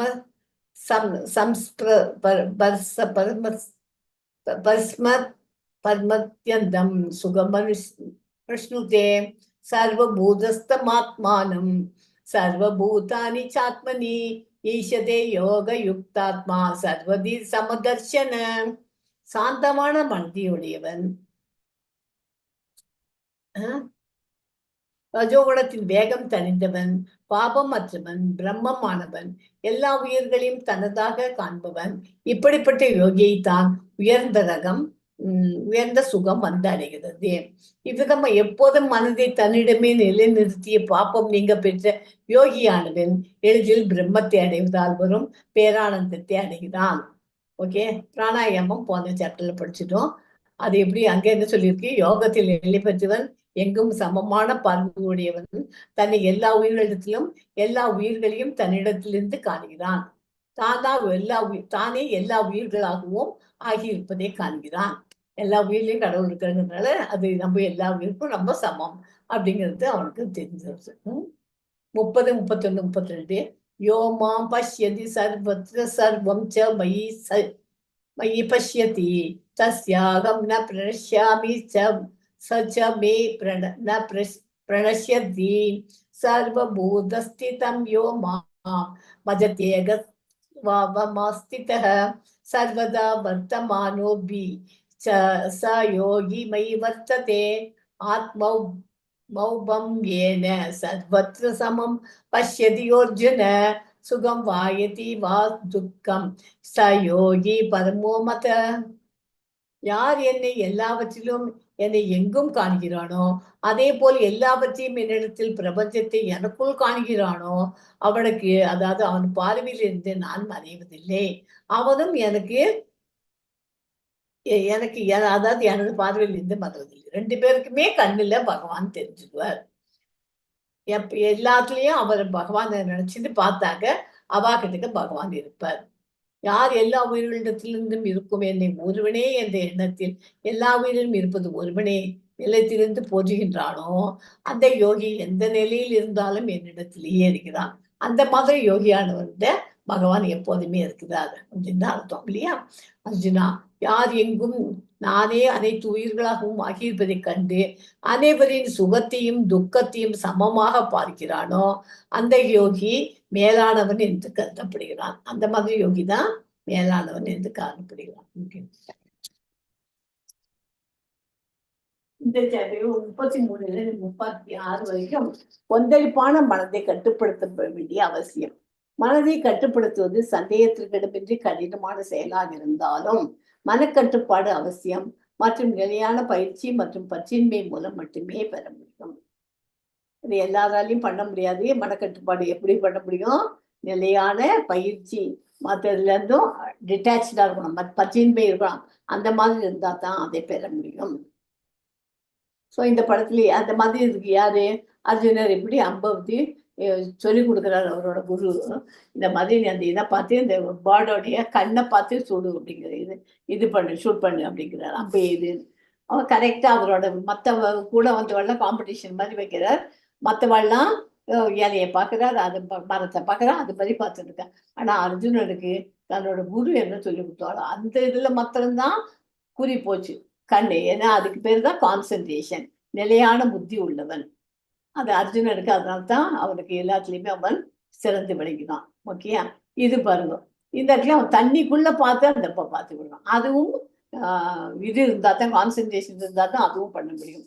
அப்ப பஞ்ச பாண்டவர்கள் எப்படி ஆசிரமத்துக்கு இதுல போய் காட்டுல போய் இருக்குன்னு சொல்றா, அப்ப இருக்குன்னு சொல்றதுல அவளுக்கெல்லாம் மனசை கட்டுப்படுத்தினதுனால தான் இருக்க முடிஞ்சது. அதுக்காக அது 3 எக்ஸாம்பிள் படம் போட்டு. ஓகே, இது மிருகாரின்னு ஒரு ஹண்டர் இருந்தான். அவன் எல்லா அனிமல்ஸையும் அவன் என்ன பண்ணுவான், மிருகங்களை எல்லாம் அடிச்சு கொண்டு. இந்த கதையெல்லாம் உங்களுக்கு தெரிஞ்சிருக்கும். 18 days கிளாஸ்ல சொல்லி கொடுத்துருப்பான். இருந்தாலும் கொஞ்சம் ஒரு ஓவரால சொல்றாங்க. அவன் எல்லா மிருகங்களையும் அடிச்சு கீழே போடுறான். அது அடிச்சு சாகடிச்சு ஒரேடியா ஒரு அடி போட்டான்னா செத்துடுச்சுன்னா பரவாயில்ல. சாகாம அது துடிச்சுன்னு இருக்கு பத்தியில ஒரு 10 நிமிஷம் துடிச்சு இறங்குறது. அதை பார்க்கறதுல அவனுக்கு ஒரு சந்தோஷம். இந்த மாதிரி பண்ணிருந்துச்சு. ஒரு நாளைக்கு நாரத முனி சொல்றாங்க, இது ஏன்பா இந்த மாதிரி எல்லாம் பண்ணிட்டு இருக்கேன், துடிச்சு பண்றதெல்லாம் தப்பு பண்ணி, இந்த மாதிரி பண்ணாத, நீ இது பண்ணாத இருக்குது உடனே நீ அடிச்சு கொல்லணும், உனக்கு அது மாதிரி தான் மொத்தமா அடிச்சு போட்டுடும். இப்படி பாதி போட்டு அது துடிக்க அந்த ஆத்மாவை துடிக்க விடாதே. ஏன்னா ஆத்மாவோட கூட பரமாத்மாவும் கூட உட்கார்ந்துட்டு பார்த்துட்டு இருக்காருங்க, ஞாபகம் இருக்க மாட்டேங்குது உனக்கு. அவர் சொன்னதும் அவனுக்கு நாரத முனி சொன்னது அவனுக்கு உரைச்சு போயிடுச்சு. உரைச்சு போன உடனே அவன் மெதுவா அந்த ஹண்டரா இருந்தவும் மெதுவா மாறி தன்னை பக்தி இதுவா கொஞ்சம் கொஞ்சமா மாத்திடுவான். இனிமேல் நான் பண்ண போறது இல்லைன்ற மாதிரி பண்ணிட்டு ஒரு நாளைக்கு அவர் நாரதர் இருந்திருக்குமா அவெல்லாம் இருக்கிற சமயத்துல அவன் கீழே இதுதான் முகாதி ரோட்ல அவ வர இடத்தெல்லாம் தொடச்சின்னு போறான். இதுக்கு ஏன் இப்படி பண்றேன் அப்படின்றதுக்கு, எறும்பெல்லாம் கூட நான் சாகடிக்க விரும்பல அப்படின்னு அவ்வளோ மனசு தெளிவா போயிட்டான். ஓகே, அதனால இதெல்லாம் மனசு இதுக்கு காரணம் என்ன, அவரோட மனசு ஒழுங்கா இல்லாத போது இந்த மாதிரி பண்ணும். அதுக்காக இந்த கதை. அப்புறம் மனசு தெளிஞ்சு போனதுக்கு அப்புறமா மிருகங்களை கொல்லக்கூடாது அப்படின்னு. ஓகே, இந்த கதையெல்லாமும் ஒவ்வொரு கதையும் கிருஷ்ணர்கிட்ட கான்சென்ட்ரேட் இது பண்ணி ஈடுபட்டவாளோட கஜேந்திர மோட்சம், திரௌபதி வஸ்திராபணம், சுக கோஸ்வாமி ஜனனம், இதெல்லாம் கதையெல்லாம் உங்களுக்கு தெரிஞ்சிருக்கும். தெரியலன்னா ஒன்னொன்னா எடுத்து படிக்கும். துருவ மகாராஜா கதை, ராமர் ஹனுமான் கதை, சூத பௌராணிகர், நைமிச்சாரி முனிவர்கள் வேள்விகள், அதையும் படிச்சுக்கோ. சுக கோஸ்வாமி, பரீட்சித் மகாராஜா, இதெல்லாம் ரொம்ப இம்பார்ட்டன்ட். இவளுக்கெல்லாம் கிருஷ்ணரோட நெருங்கி வந்துவா. கிருஷ்ணர்கிட்ட எப்படின்னா, நீங்க முன்னாடி நெருக்கம் இல்லாட்டாலும் கொஞ்சம் அவர்கிட்ட அவர் மதிப்பு கொடுத்து அவர் சொன்ன பாயிண்ட் எல்லாம் இத்தனை படிச்சுன்னு வரோம் இல்லையா, அதை பண்ணினாலே அவர் நமக்கு எல்லாருக்கும் பிரியமானவராக ஆயிடுவார். ஓகேயா? அர்ஜுன் 33 அர்ஜுன உவாச்ச யோ யாம் யோகாஸ்த்வயா ப்ரோக்தா சாமியேன மதுசூதன ஏதஸ்யாகம் ந பஷ்யாமி சஞ்சலத்மாத் ஸ்திரம். அர்ஜுனன் சொன்னான், ஓ மதுசூதனா, நீ தொகுத்தழித்த யோக முறை எனக்கு நடைமுறைக்கு சாத்தியமற்றதாகவும் தாங்க முடியாததாகவும் தோன்றியிருந்தது. ஏனென்றால் மனம் அமைதியற்றதாகவும் நிலையற்றதாகவும் இருக்கிறது. அர்ஜுனன் சொல்றான், மதுசூதனா கிருஷ்ணர்கிட்ட சொல்றான், கிருஷ்ணா, நீ சொல்லி கொடுத்த 8 முறையெல்லாம் இருக்கு, எல்லாம் ரைட்டு தான் எல்லாருக்கும். ஆனா இதெல்லாம் நான் ஃபாலோ பண்ண முடியுமா? ஏன்னா எனக்கு மனசு அலை பாஞ்சிட்டு இருக்கிற மனசு, நான் ஸ்திரமா இருக்கிற மனசு இல்லை அப்படின்னு சொல்லிட்டு அவன் கேட்கறான். சஞ்சலகாய மனஸ் கிருஷ்ணா பிரமாதி பலவத்ரதம் தஸ்யாகம் நிகிரகம் மன்யே வாயோரிவ சுதுஷ்காரம். ஏனென்றால் மனம் அமைதியற்றது, கொந்தளிப்பு பிடிவாதமானது மற்றும் மிகவும் வலிமையானது. ஓ கிருஷ்ணா,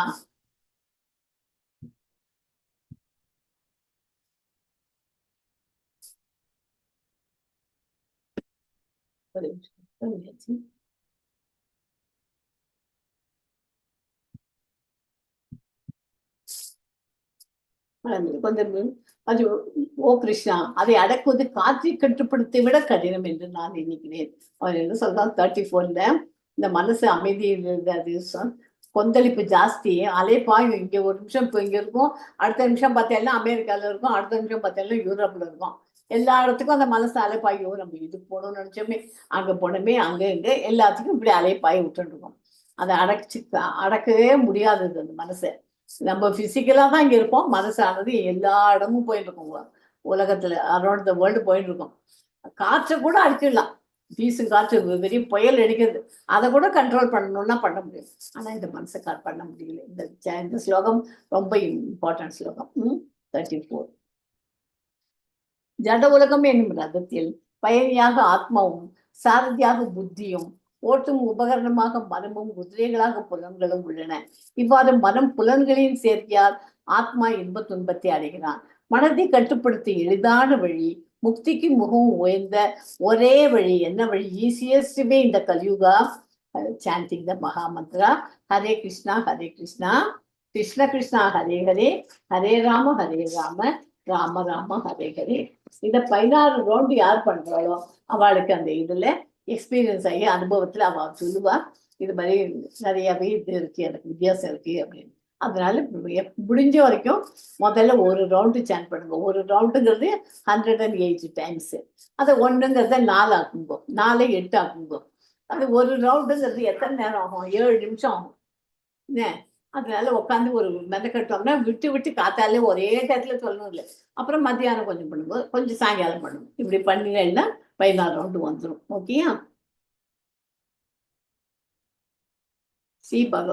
ஸ்ரீ பகவான் வாச்ச அசசயம் மகாபாஹோ மனோ துர்நிகிரகம் சலம் அபியாச்சேன து கௌந்தேய வைராக்கியேன கிரஹியதே. பகவான் ஸ்ரீ கிருஷ்ணர் கூறினார், ஓ வலிமைமிக்க ஆயுதம் ஏந்திய குந்தியின் மகனே, அமைதியற்ற மனதை கட்டுப்படுத்துவது சந்தேகத்திற்கு இடமின்றி மிகவும் கடினம். ஆனால் அது பொருத்தமான பயிற்சியினாலும் பற்றின்மையினாலும் சாத்தியமாகும். அதான் மனசை கண்ட்ரோல் பண்ண முடியாதுன்றதே கிடையாது. எதுவுமே இம்பாசிபிள். அதுக்குதான் நான் ஸ்கூல் படிக்கிறதுனால எங்க பழத்துல impossible is found in the dictionary of fools அப்படின்றது. அதனால எதுவுமே முடியாதுங்கிறது எதுவுமே கிடையாது, பண்ண முடியும். எப்படி பண்ணணும்? மனசை கண்ட்ரோல் பண்ணணும்னா பொருத்தமான பயிற்சி, அதுக்கு வேணுங்கிற பிராக்டிஸ் பண்ணியிருந்தோம்னாக்க, பற்றின்மையாலும் எதுலையுமே ஆசை இல்லாம டிட்டாச்மெண்டோட வாழ்ந்தோம்னா அப்போ நமக்கு ஈஸியா சாத்தியமாகும். ஓகே. 36 அசம்யதாத்மானா மனா யோகோ துஷ்பிராப இதி மேம்பதி பஷ்யாத்மனா து யததா சக்யோ வாப்து முபாயதஹ. கிருஷ்ணன், மனம் கட்டுப்பாடற்ற இருக்கிறவனுக்கு சுய உணர்தல் என்பது கடினமான வேலை. ஆனால் மனம் கட்டுப்படுத்தப்பட்டு தகுந்த வழிகளில் பாடுபடுவதற்கு வெற்றி உறுதி. அதாவது இதுக்கு என்ன ஈஸியஸ்ட் நான் உங்களுக்கு ரொம்ப ஞாபகம் வச்சுக்கணும்னா, இந்த 36வது ஸ்லோகமும் இம்பார்ட்டன்ட். கட்டுப்பாடு வரணும்னா என்ன பண்ணணும்? நேரத்தோடு சாப்பிடணும், நேரத்தோடு சாப்பிட்டுட்டு நேரத்தோடு தூங்கணும். காலங்காத்தால எழுந்து நம்ம இஸ்கான் மங்களூர்லயே பாருங்க, மங்கள ஆரத்தி பாருங்க, 4 மணிக்கு எழுந்துட்டு அப்போ பண்ணும்போது 4லேருந்து 7 மணி வரைக்கும் அந்த இது கண்டினியூ ஆகிட்டு இருக்கும். அந்த சமயத்துல யோகா பயிற்சி இது சாண்டிங்கும் நடக்கும். அந்த சாண்டிங்கும் அங்கே கூட உட்காந்து 16 ரவுண்டும் சொல்லிடலாம். 16 ரவுண்ட்ல உங்களுக்கு இல்லை 7 மணிக்கு ஆஃபீஸ்க்கு நான் கிளம்பி ஆகணும் அப்படின்னா 6 மணிக்கு போங்க. 16 ரவுண்டுக்கு மேலே 10 ரவுண்டு அங்கே எல்லாரோடையும் சேர்ந்து டிவோட்டிஸ் அசோசியேஷனோட உட்காந்து அங்கேயே உட்காந்து சொல்லலாம். இதெல்லாம் நம்மளா பண்ணிட்டு நம்ம கண்ட்ரோல் பண்ணிக்கணும். ஓகேயா? அதனால வெற்றி எந்த மாதிரி பண்ணினாக்க வெற்றி உறுதி. ஸோ தோல்வியுற்ற யோகி ஒருத்தன் தோத்து போறான். இந்த மாதிரி ஒரு யோகியானவன் இவ்வளவு பிராக்டிஸ் பண்ணிவிட்டு அவனால ஜெயிக்க முடியல. அந்த மாதிரி தோல்வியுற்ற யோகி என்ன பண்றான்? எதையாவது தோல்வியுற்ற ஆழியல்வாதிகள் எதையாவது பெறுகிறார்கள். பரலோக இன்பம் தொடர்ந்து அவனுக்கு அந்த இலக்கு அவனுக்கு முழுக்க முழுக்க பரலோகத்துக்கு தான் போகுது. பிரபுத்துவம் அவனை சற்று முன்னேறினார். அதாவது புத்திசாலித்தனமான ஆழியல்வாதிகளின் குடும்பத்தில் பிறப்பு அவர்களுக்கு உடனடி கூடுதல் பயிற்சி கொண்டு வருகிறது. மிகவும் மேம்பட்டவராக இருந்தார். அவள்லாம் யோகியா இருந்தது. அவளுக்கு இது மாதிரி கண்டினியூ பண்ண முடியல அப்படின்ற அவளுக்கு சாவும் வந்துருந்தாங்க. அவ மறுபடியும் அந்த மாதிரி நல்ல இந்த குடும்பத்துல பிறந்து, அதாவது வைதிக குடும்பத்துல பிறந்து, அதை மறுபடியும் இன்னும் கொஞ்சம் அதை எதெல்லாம் பண்ணணும்னு நினைச்சாலும் அதெல்லாம் பண்ணி மறுபடியும் பகவான் கிட்ட போய் சேர முடியும். ஓகேயா? அதுதான் அந்த யோகியின் தோல்வியுற்ற யோகின்னு உள்ளது. அவர் நம்பிக்கையுடன் சுய உணர்தல் செயல்முறையை தொடங்கினாலும் உலக மனநிலை காரணமாக அவர் அதை விட்டு விடுகிறார். இதெல்லாம் ஆன்மீகத்தில் முழுமையாக அடைய முடியாது. முழுமையை அடைய முடியாது.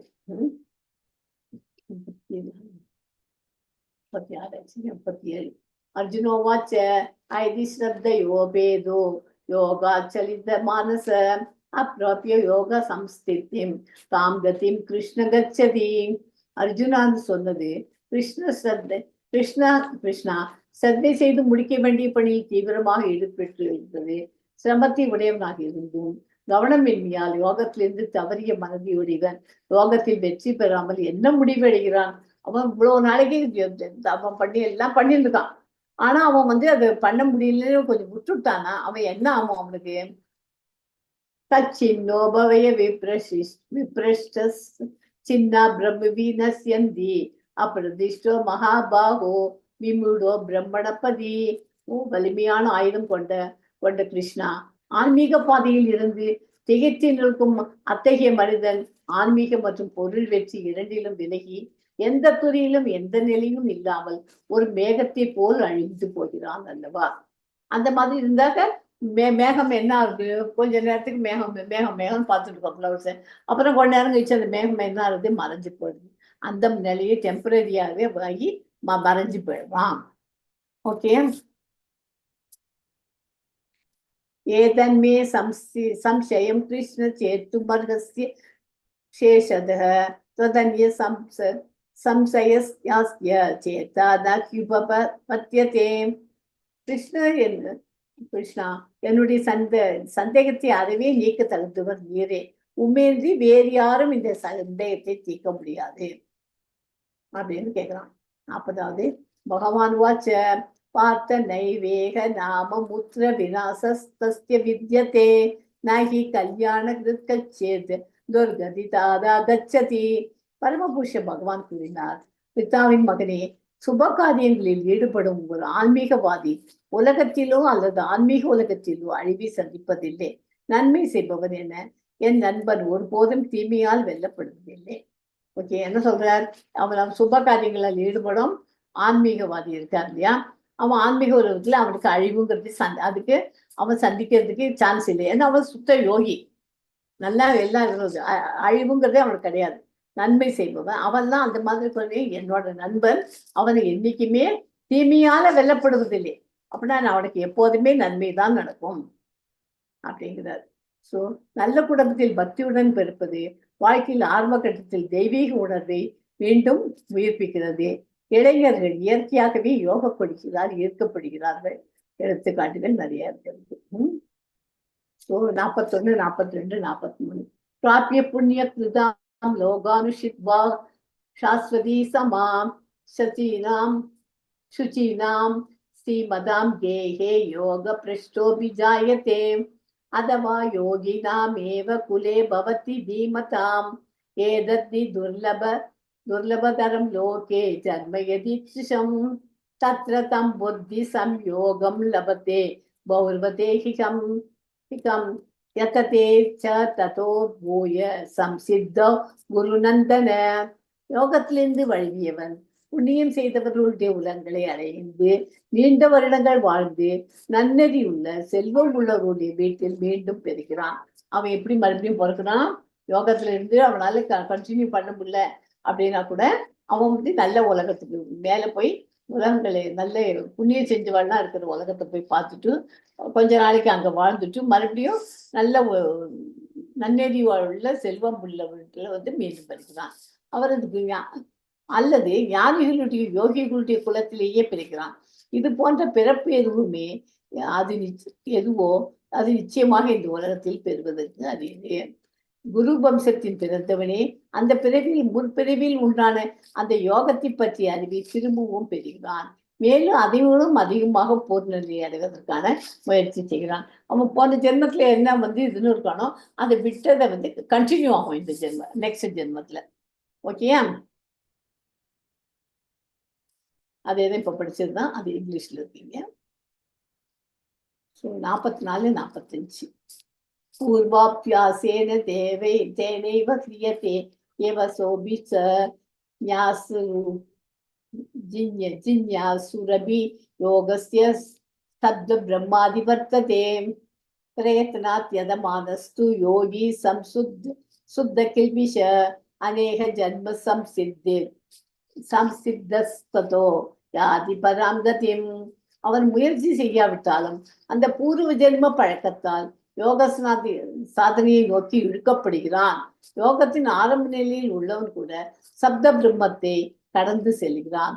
ஆனால் ஈடுபாட்டோடு முயற்சிக்கின்றவன் யோகியானவன் பாபங்களிலிருந்து விடுபட்டு பல பிறவிகளில் பக்குவமடைந்திருப்பதால் பிறகு இந்த பிறவிலேயே மேலாக அடைகிறான்.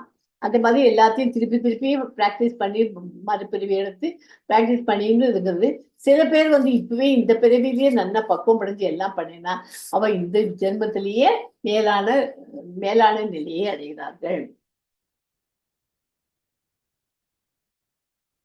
அடங்கானத மனதை கட்டுப்படுத்துவது சிரமம். அர்ஜுனனிடம் கூற்று முழுமுதல் கடவுளால் ஏற்றுக்கொள்ளப்பட்டது.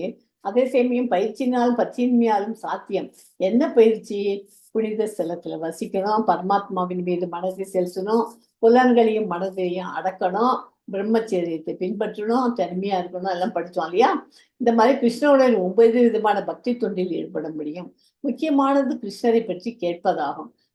நம்ம வந்து போய் நம்ம புத்தகத்தை வச்சுன்னு படிக்கணும் இல்லை. யாராவது ஏதாவது கதை பகவானை பத்தி ஏதாவது சொல்லி கொடுக்குறா அப்படின்னா அதை காது கொடுத்து கேட்டாலே போறோம். பக்தி தொண்டை நிறைவேற்றுவதால் மனம் ஜட பொருள்களிலிருந்து விடுபட திவ்யமான திருப்தியை உணர்கிறான். இது நல்ல மருத்துவ சிகிச்சையின் மூலம் முறையான உணவின் மூலம் நோயை குணப்படுத்தியது போன்றதாகும். ஒரு நோய் வந்துடுச்சுன்னா அந்த நோயை சரிப்படுறதுக்கு என்ன பண்றோம்? டாக்டர் கொடுக்குற மருந்தை சாப்பிட்றோம், நல்ல சாப்பாடு இந்த சாப்பாடு சாப்பிட்டு அதை சாப்பிடுன்னு சொல்லி கொடுக்குறாரு. அது மாதிரி பண்ணினாக்க சரி. அந்த மாதிரி நம்ம கரெக்டா நம்ம முன்னுக்கு வர முடியல யோகா இதெல்லாம் பயிற்சி பண்றதுக்கு நம்மளால முடியலன்னா கரெக்டா அதே மாதிரி பிராக்டிஸ் பண்ணணும்.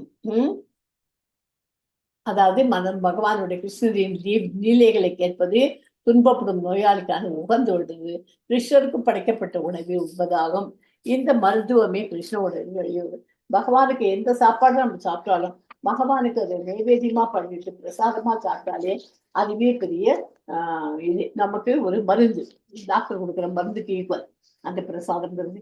அந்த மாதிரி இந்த பிரசாதமா பண்ணாத சாப்பிட்டோம்னாக்க நம்ம பாவத்தை உண்பதற்கு சமமாகும். அதுவும் நம்ம படிச்சிருக்கோம் இல்லையா? சிறிய முன்னேற்றத்துக்கு ஓகே.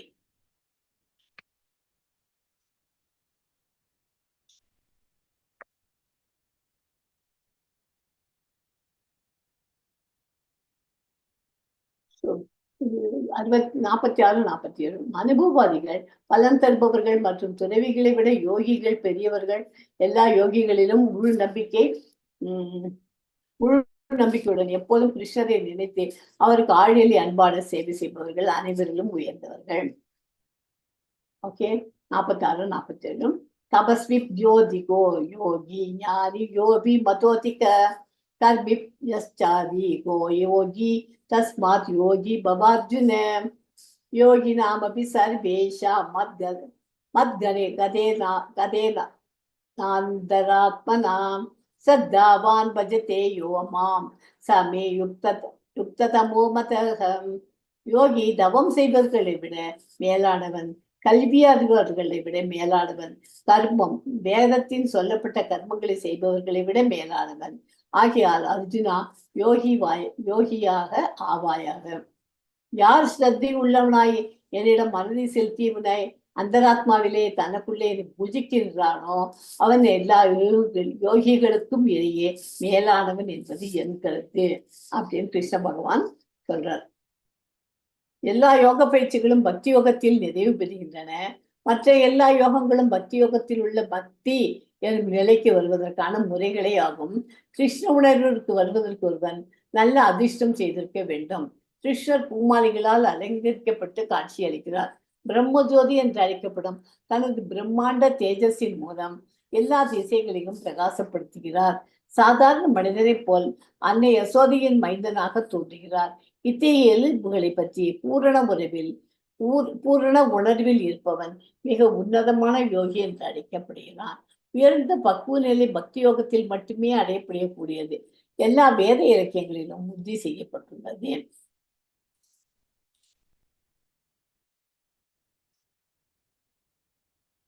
அதாவது இந்த பக்தி யோகாங்கிறத ஈஸியஸ்ட் உங்களுக்கு ஞாபகம் வச்சுக்கிறதுக்கு உடனேன்னு சொல்றேன். லிஃப்ட்ல போறோம். லிஃப்ட்ல போனாக்கா என்ன ஆகுது? லிஃப்ட்ல போனாக்கா கெடுகெடுன்னு நம்ம கீழ்ப்படியில நிற்கிறோம் கிரவுண்ட் ஃப்ளோர்ல. அங்கேருந்து 10ஆம் மாடிக்கு போகணும். அப்படிதான் படபடன்னு ஏறிடுறோம். படி ஏறி போகணும். ஒரு படியா ஏறி போகணும். அதுக்கு பதிலாக அந்த லிஃப்ட்ல ஏறினா என்ன பண்ண கெடுகெடுன்னு போய் அப்புறம் 10ஆம் பள்ளி விடும். அதுதான் லிஃப்ட். பக்தி யோகா லிஃப்ட்டுக்கும் சொல்லலாம். நேரடியாக ஒரே பிறப்பில் கடவுள்கிட்ட போய் சேர்ந்துடலாம். ஓகே. கர்மயோகா, ஞான யோகா, தியான யோகா எல்லா படிகளையும் தாண்டி வரணும். அந்த மாதிரி தாண்டி வந்தாதான் நம்ம படி ஏறி வர முடியும். பக்தி யோகாவை லிஃப்ட்டுக்கும் மற்ற யோகாவெல்லாம் படிகளுக்கும் ஒப்பிட்டு சொல்லியிருக்கார். ஓகே.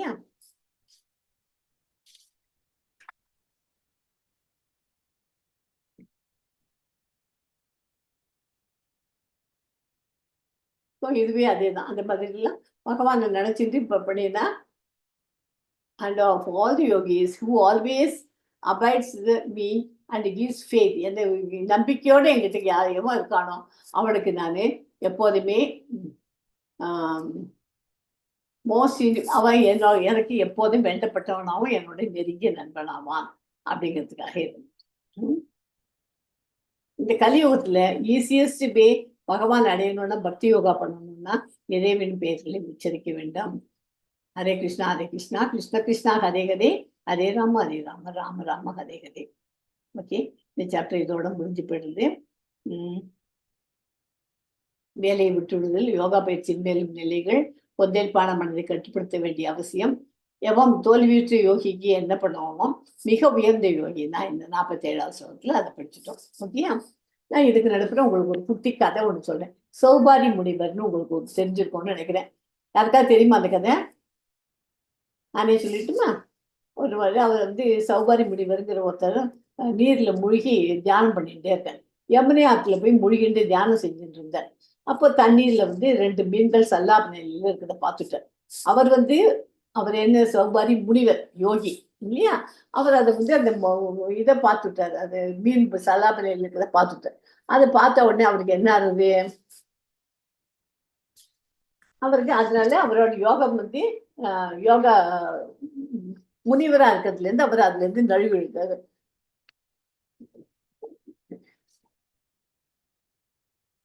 இந்த சௌபாரி முனிவர் ஒரு சிறந்த முனிவர், அடியில் தியானம் செய்யக்கூடியவர். வேறு தண்ணீர் முடிந்து அவர் தியானம் செய்யும்போது 2 மீன்கள் சல்லாமல் இருந்தது. அவர் தியானத்தை கலைத்து அதுல இருந்து அவரோட தியானம் கலைஞ்சு போச்சு. ஒரு நாள் கருடன் அந்த மீன்களின் ஒன்றை தூக்கி சென்று விட்டது. அந்த மீன்ல ஒன்றை தூக்கி போடுச்சு. இதை பார்த்த சௌபாரி முனிவர் கருடனுக்கு, நீ இங்கு திரும்பி வந்தால் இறந்து விடுவாய் அப்படின்னு சொல்றார். சௌபாரி முனிவர் என்ன சொல்றார்?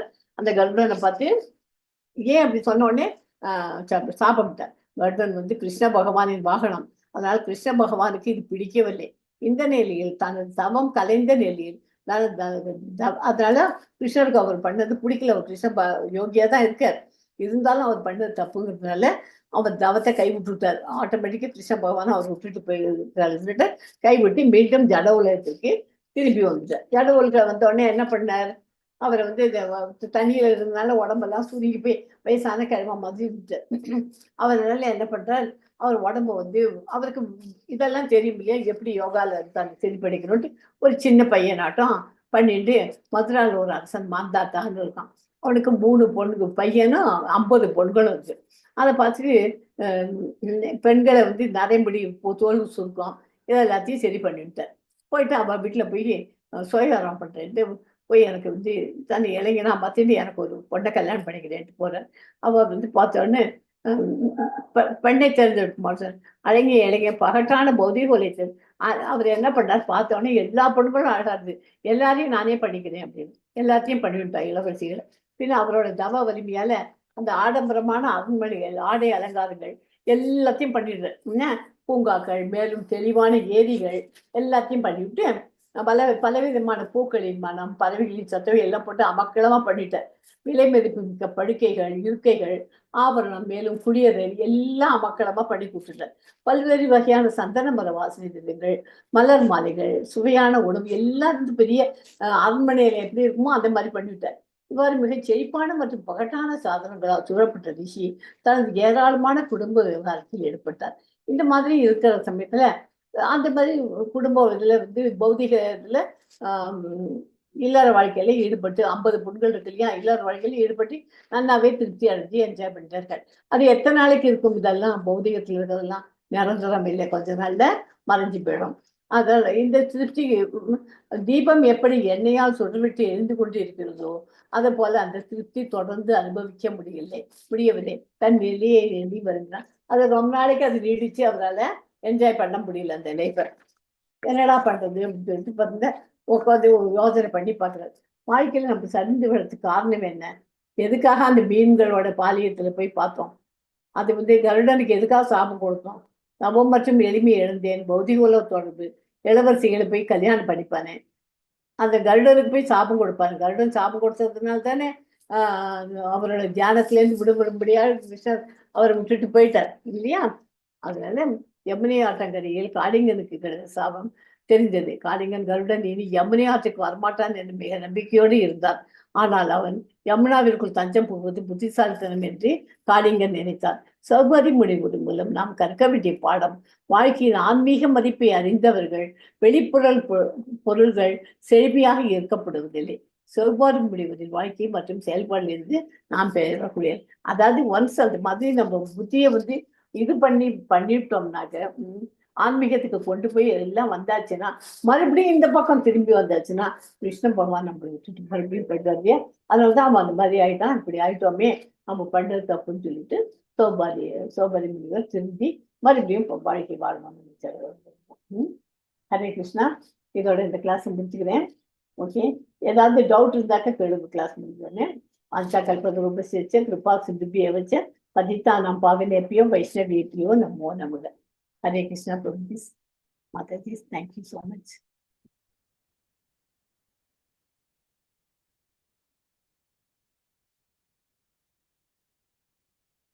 Hare Krishna.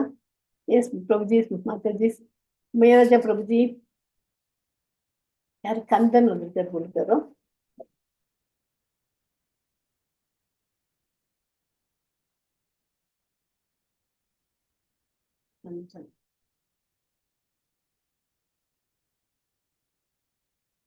हरे कृष्णा प्रभु जी. हरे कृष्णा कंदन प्रभु जी, उभयराजा प्रभु जी.